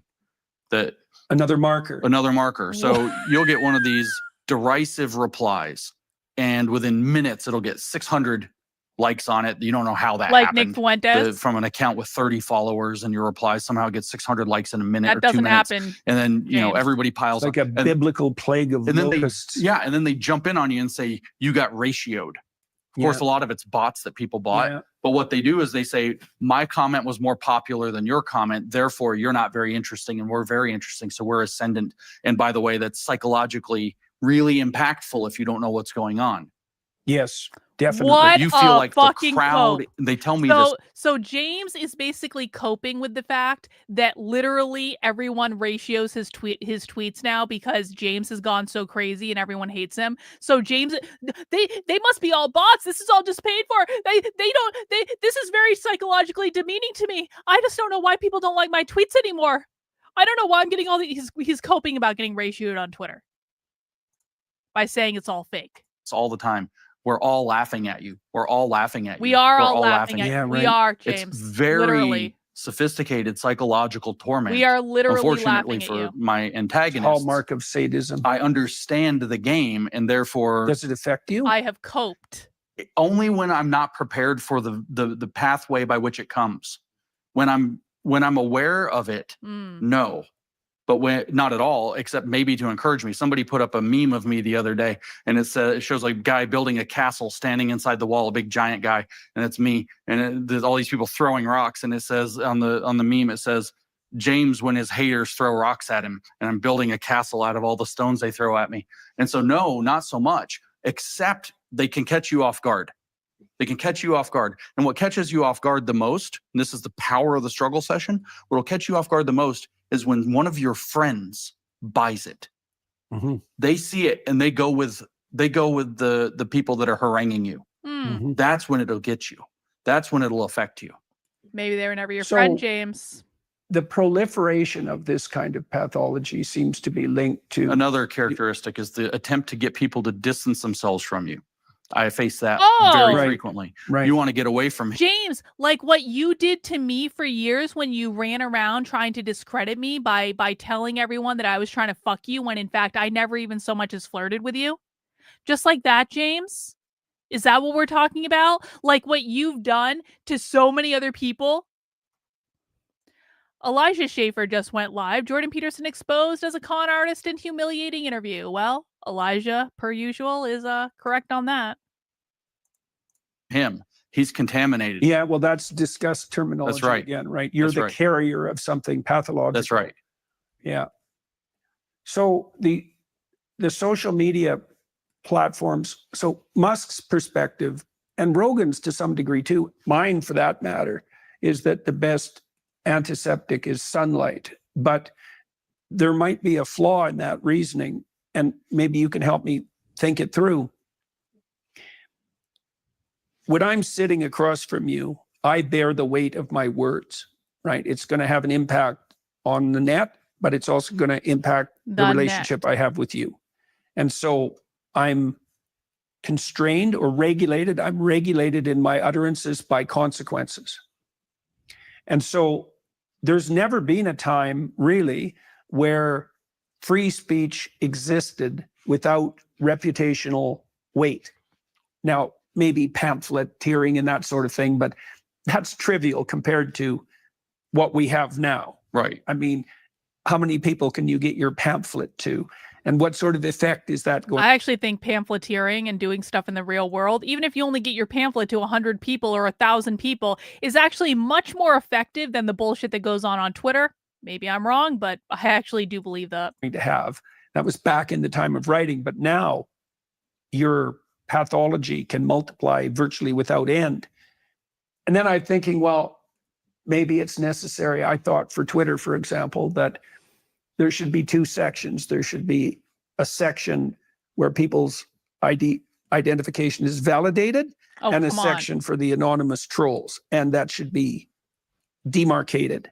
So you can go visit hell land of trolls if you want, but you know that they're not real people. Yeah. Now, the problem with that, as far as I can tell, that seems a little dehumanizing to me, Jordan. Did Jordan Peterson just dehumanize literally everyone with an anonymous account by saying they're not real people? Kind of sounds like that's what he did. Is the digital ID problem. I mean, the net allows people to escape the reputational consequences of their psychopathology, their destructive, sadistic, corrosive, power-mad, hedonistic psychopathology. It's a terrible thing. And people have no idea how dangerous it is. But if you verify IDs electronically, then we walk down the route to Chinese totalitarianism, something like that, as far as I can. And if you read the original documentation, Stanford University has its Digi-China project and translates Chinese documents. 2014, they're putting forth a social credit system, and they actually explain that the purpose of the social credit system is to achieve a perfect socialism, because it's not just a social control mechanism. It's a Pavlovian training mechanism. Right, nudging. It's like your life becomes a video game nudging you to hold the beliefs that the state wants you to have. Well, the man who just got elected prime minister in Canada, he says two quite stunning things in his book, which no Canadians read because we'll leave that lie. 75% of the world's fossil fuels have to stay in the ground. Okay, that's proposition number one. And he's made that a centerpiece of his thinking for 20 years. There's no priority guiding every financial decision by every individual and every corporation that should be prioritized higher than decarbonization. That means every single thing. And then he says, of course, there'll be losers in consequence of that, but it's a price we're willing to pay. We have to pay the sacrifice of others. Oh, yeah. So this is a man who thinks that net zero is the proper game, and that if you were a moral actor, decarbonization would be your god.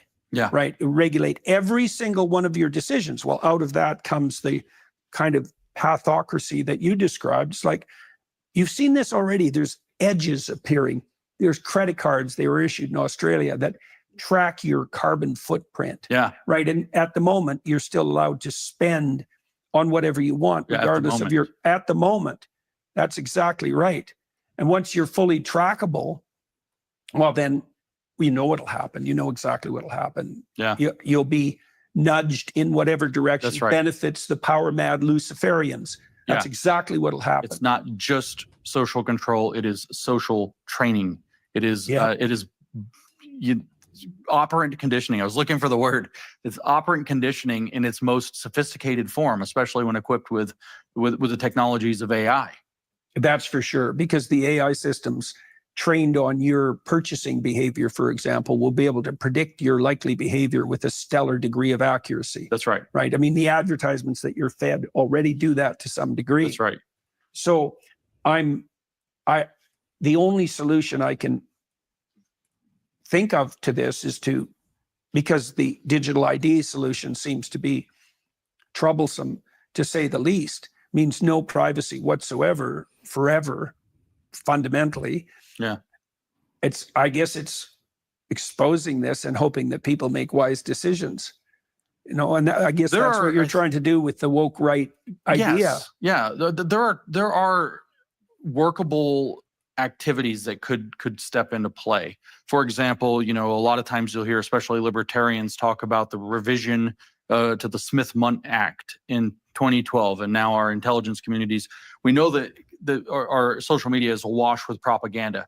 Well, there are legal constraints that you can put at least on your own government to prevent that. You can if you want to have a task force for doing something in terms of, say, national cybersecurity, keeping Russian and Iranian and Qatari Chinese bots and bad actors, Pakistani, these are where a lot of these bot networks are coming from. Keeping those influence campaigns, foreign influence campaigns, out with a dedicated cybersecurity project is going to clean up a lot of it. You think the administrators can stay ahead of the bots? I don't think so. Actually, so far, not yet. I don't know. Well, no, that's that's another problem, right? Is that the system transforms itself so rapidly that it's very difficult to regulate it. What I'm thinking is, Trump created a space force because of maybe space war or whatever it's supposed to do, and I'm not quite sure. But this is like, I don't want to make it a branch of the military, but I'm using it as an analogy. I don't know. Maybe it should be a branch of the military. The cyber security or cyber warfare division, an entire branch that is dedicated to that, because this is a serious problem and again, the bigger the country, the more power it wields, the more likely it is to be attacked. Not to be rude to people from Botswana, but there's just not that much incentive to go mess around with their internet. There's a ton of incentive to mess with MAGA, which is informing Trump. Well, we've already tracked too, some of the groups that I'm working with. Women 18 to 34 have political opinions that are way off center compared to everyone else. Yeah, Plus, they're dreadfully miserable. Yeah. Right. Well, they get 80% of their news from TikTok, and TikTok is a bot farm fundamentally. Yeah. And the algorithms are designed to produce exactly the kind of upsetting pathology that characterizes female voters between the ages of 18 to 34. Well, I mean, this is why woke is so female coded. Everybody kind of wonders, what in the world is critical race theory? Why is it so female coded? It's because not. Every bit of what we call woke on the left passed through feminism to mainstream. Yeah. So it was all built off of pathological women trying to figure out how to pathologize young. That's actually not true, James. It's just fucking communism. It's communism. It did not pass through feminism. It's communism. Women to join their club. Yeah, Oh that's my for God. sure. We're almost And so done. it all ended up We're getting so twisted. close. If you look at communism, Soviet That's part of that communism, oppressor-oppressed narrative. Soviet too. communism was not a feminine endeavor, right? Right. Brutal gun shooting, the whole thing. And there's a lot of things you could say about the Soviet communism was created by Jewish intellectual men. snitch culture and all of this. But it's not like what we have now, but the reason is because the ideology passed in order to become viable in our society, to find the receptor sites. The receptor sites for Marxism in the West were overwhelmingly young white women, and it had to pass through feminism to be able to get the parasite to attach as a mind virus in order to get there, because that's what it was designed to do. On the other hand, therefore, you have young men who've been ravaged. Literally, Dave Rubin and I were talking the other day, and he said that you, as an individual, have done more than, and I believe him, more than any individual on the planet Earth to help young men who've had a hard time through all of this nonsense for the last 20 to 30 years. Been a voice in the wilderness to reach and help and guide them and get them to, clean their room and all of the stuff, And to identify the parasitic predators and keep them at bay. So what we have now is we had a vulnerability complex that attached to young girls. Now we have another one that's rising in answer that's attaching to young men.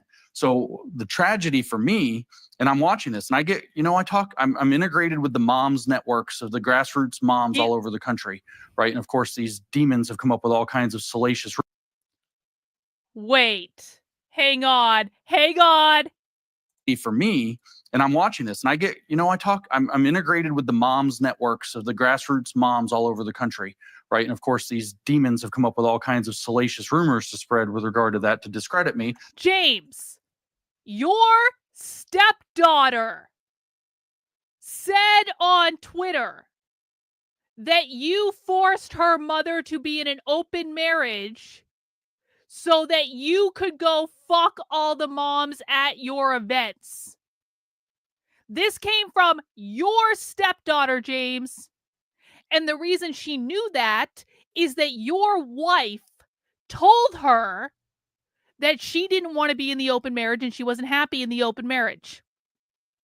And by the way, I know one of the women James was fucking. These are not rumors.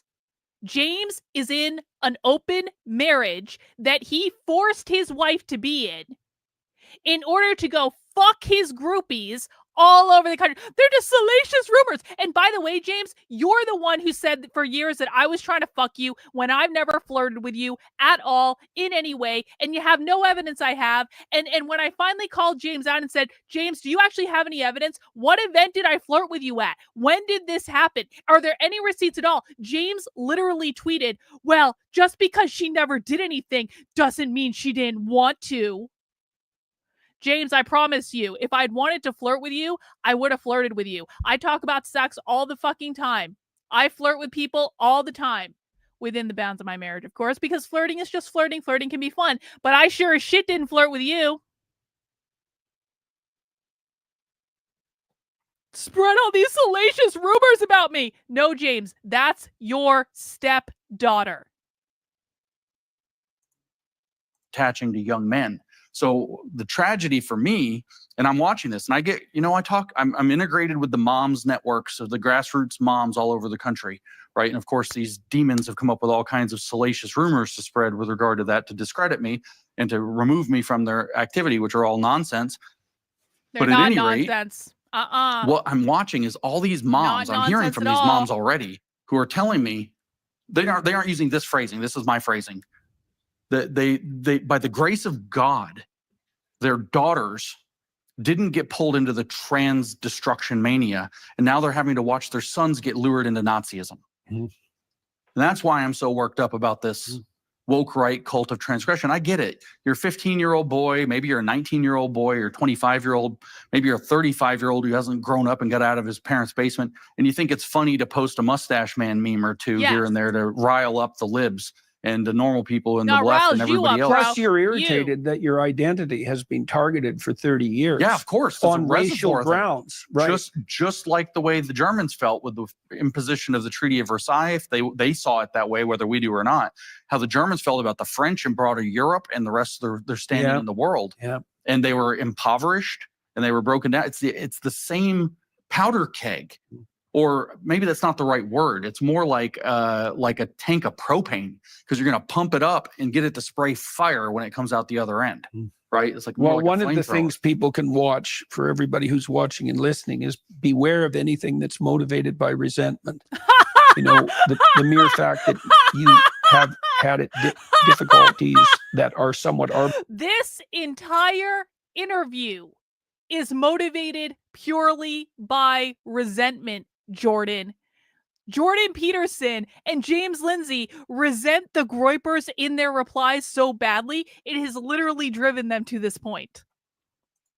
arbitrary. First of all, doesn't distinguish you from the main run of the human race. But if the motivation stems out of resentment, the probability that something horrible has got a hold of your soul is extremely high. So I go back to the first thing I You said, don't right? say. What's woke right? Well, it's woke people who act like, or who call themselves conservatives. It's woke people who call themselves conservatives or right-wing, right? So there it is. You just said it. They are people who feel alienated and dispossessed from their heritage, victimized. They're filled with resentment, and they channel it through left-wing or right-wing causes. Yeah. You know, that's the story of Cain, eh? It is the story of Cain's sacrifices are not rewarded. He invites the spirit of resentment in to occupy his soul and becomes not only murderous, but the progenitor of genocide and the precursor to the flood, right? And the media, it's so interesting, James, because why are these Cain's two sacrifices atheists are talking about the rejected, Bible? Yeah. It's a little ambiguous as to why. Yeah. And then he goes to complain to God. And God says, he says, you think you're miserable because you're failing. It's like, you're not. There's lots of things you could do about failing. If you did well, you would be accepted, right? What you've done is you have allowed something terribly tempting that crouched on your doorstep to enter your house and have its way with you. And that's why you're bitter, resentful, and murderous. Yeah. It has nothing to do with your failure. It's this additional variable, which is because the thing is, everyone, in a sense, this is true of heroes in mythology. Everyone starts out lowly. Everyone starts out dispossessed. Everyone starts out oppressed, right? And there's angles of your identity that you can construe as oppressor-oppressed narrative with no problem. If you decide that you've been treated unfairly and now you have a right to resentment and revenge, then you're the monster that breeds genocide. Yeah, and so what does Cain do? He's rejecting the system. Is he saying the Groypers are genocidal? That he has to succeed in order to be rewarded. Yeah. He's rejecting. So there's a There's system a out there. Luciferian. And so what does he element do there. though? He goes and kills his brother. people. He goes and murders His the successful guy. brother. His successful Yeah, brother. He goes exactly. and so it's exactly the same thing. A lot of these guys that are pushing the woke right stuff, and there's nothing wrong with a new character coming on the scene. Every one of us was a new character. You were doing great work, obviously, and you have a body of work extending well before that as a professional. But then you spoke up in 2015 about that horrific pronouns bill, and you sort of became a different monster, a public intellectual. By the way, just so people know, James claims the only thing I ever did was break the Coke Be Less White story, and I've never done anything since. Facts beg to differ, James. I'm just pointing that out. I've broken more news about the left than you have, and it's not even close, bro. It's not even close. We are not in the same fucking league. It's a curse word, I think, but you know what I mean.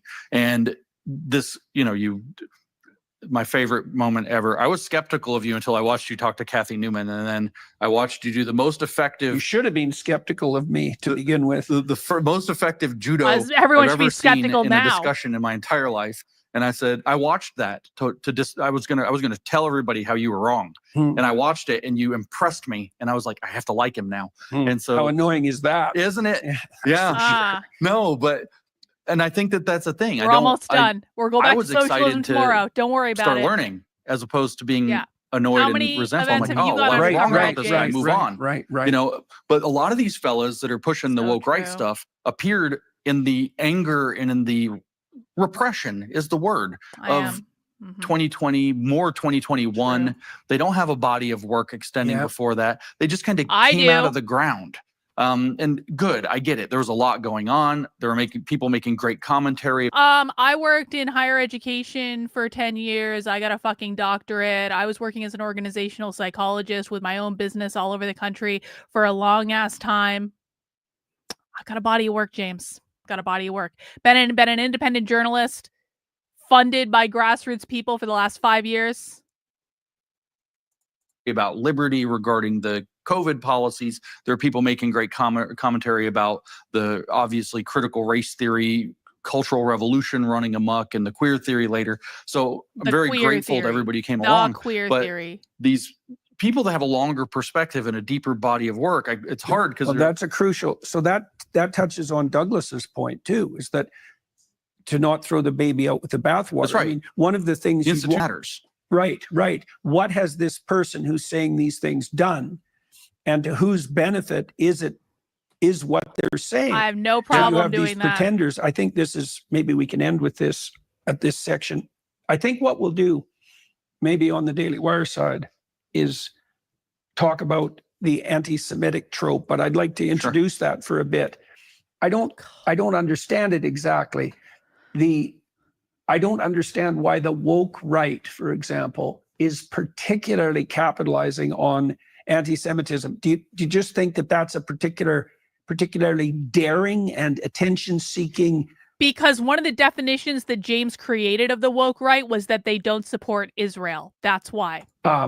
Transgression are they proclaiming that? No, there's more. They'll violate something sacred because that's how brave they are? This is a yes and. A yes and. Okay. Yes, it's this transgressive. Also, they know good and damn well that there are certain transgressions you can't come home from. You go too far down that road, there's no way back. And not because your new friends are going to call you names like a sellout or a cuck or dual loyalties or whatever. There are certain lines you go down and you don't get to come back. And they know that. So they get to trap people there. But this, I believe, and we will probably or possibly disagree on this. I think that there are particular malevolent actors that are pushing this, like Nick, who have grander designs than getting clicks, getting an audience, satisfying their own narcissistic urges, transgressing boundaries. I think that there are, and it makes total sense if I were to say China is supporting all of it, and if I had evidence, you'd believe Iran. Me. Oh, you don't China, have evidence. Iran, Qatar, Pakistan, you don't have evidence. That's the thing. You don't Russia, have. Where's my Qatari money? The deep state, possibly. Trump is a problem to something. We can tell by the way that they've organized the Trump derangement program that's just screwed Canada royally, but has deranged Americans. I have family members I can barely relate with still because of Trump derangement. I was obviously cast out. That's his stepdaughter, and it's not because of Trump derangement. It's because James treats her like garbage. Out in disgrace from the last vestiges of the left when I said I was going to vote for Trump and said publicly on a podcast, Make America Great Again, they lost their minds and said I went crazy. And so Trump is something, right? There is a lot of reasons besides just the fact that he's the sitting president of the United States. I was also told, by the way, I'm just going to say this, I don't give a fuck. I was also told that exactly how James is behaving in this interview, this is how James behaves at like Thanksgiving dinner.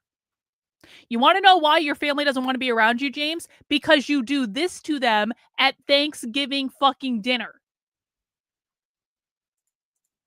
America. He's doing a lot of things so this global order. Does anyone want to be around that? Are disruptive and in a good way, in all likelihood. There's a lot of motivation to take this man down. And if you can fragment his base by getting them to argue about Israel good, Israel bad. Yep.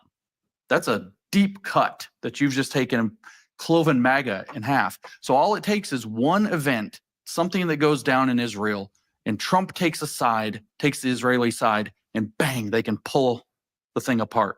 So it's like a wedge. It's not just what we were saying. It's also a wedge to hammer deeper and deeper and deeper into MAGA. The people who like Israel and the people who don't, or the conservative movement, or America itself, which therefore implicates the left side doing the same exact thing at the same exact time, using the horrible events of October 7th as their pretext.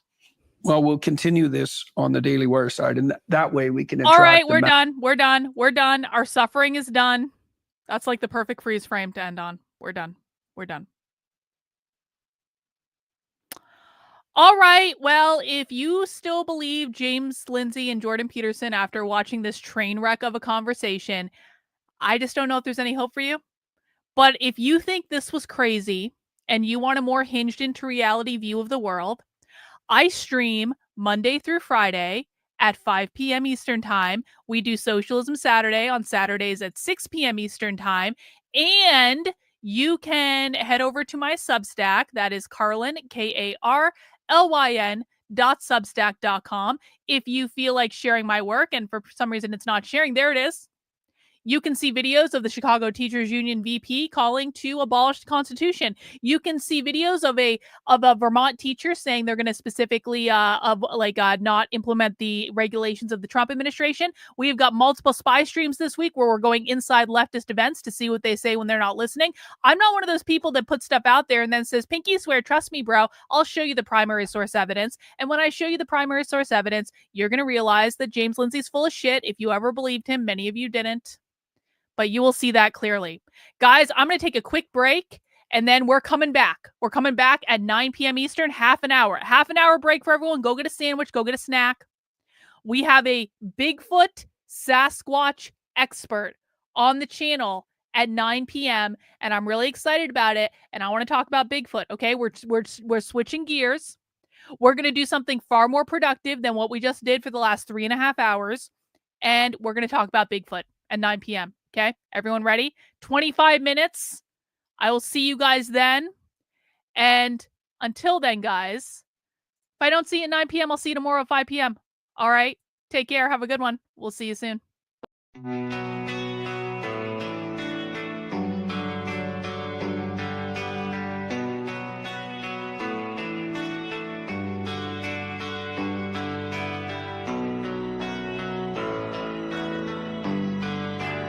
How are you feeling?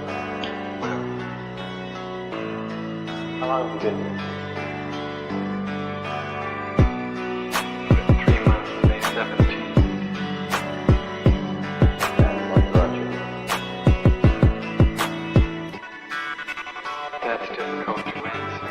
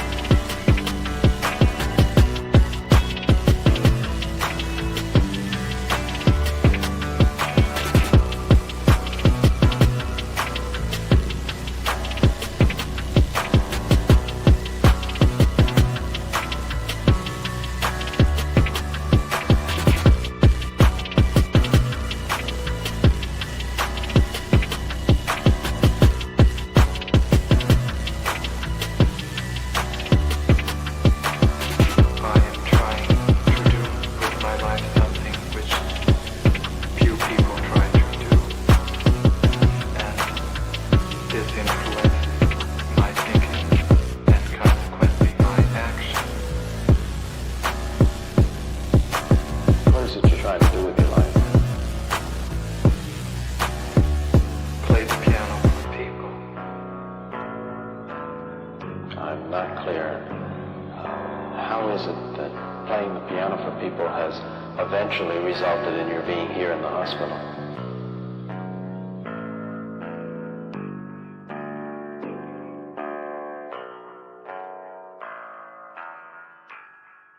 That's difficult to answer.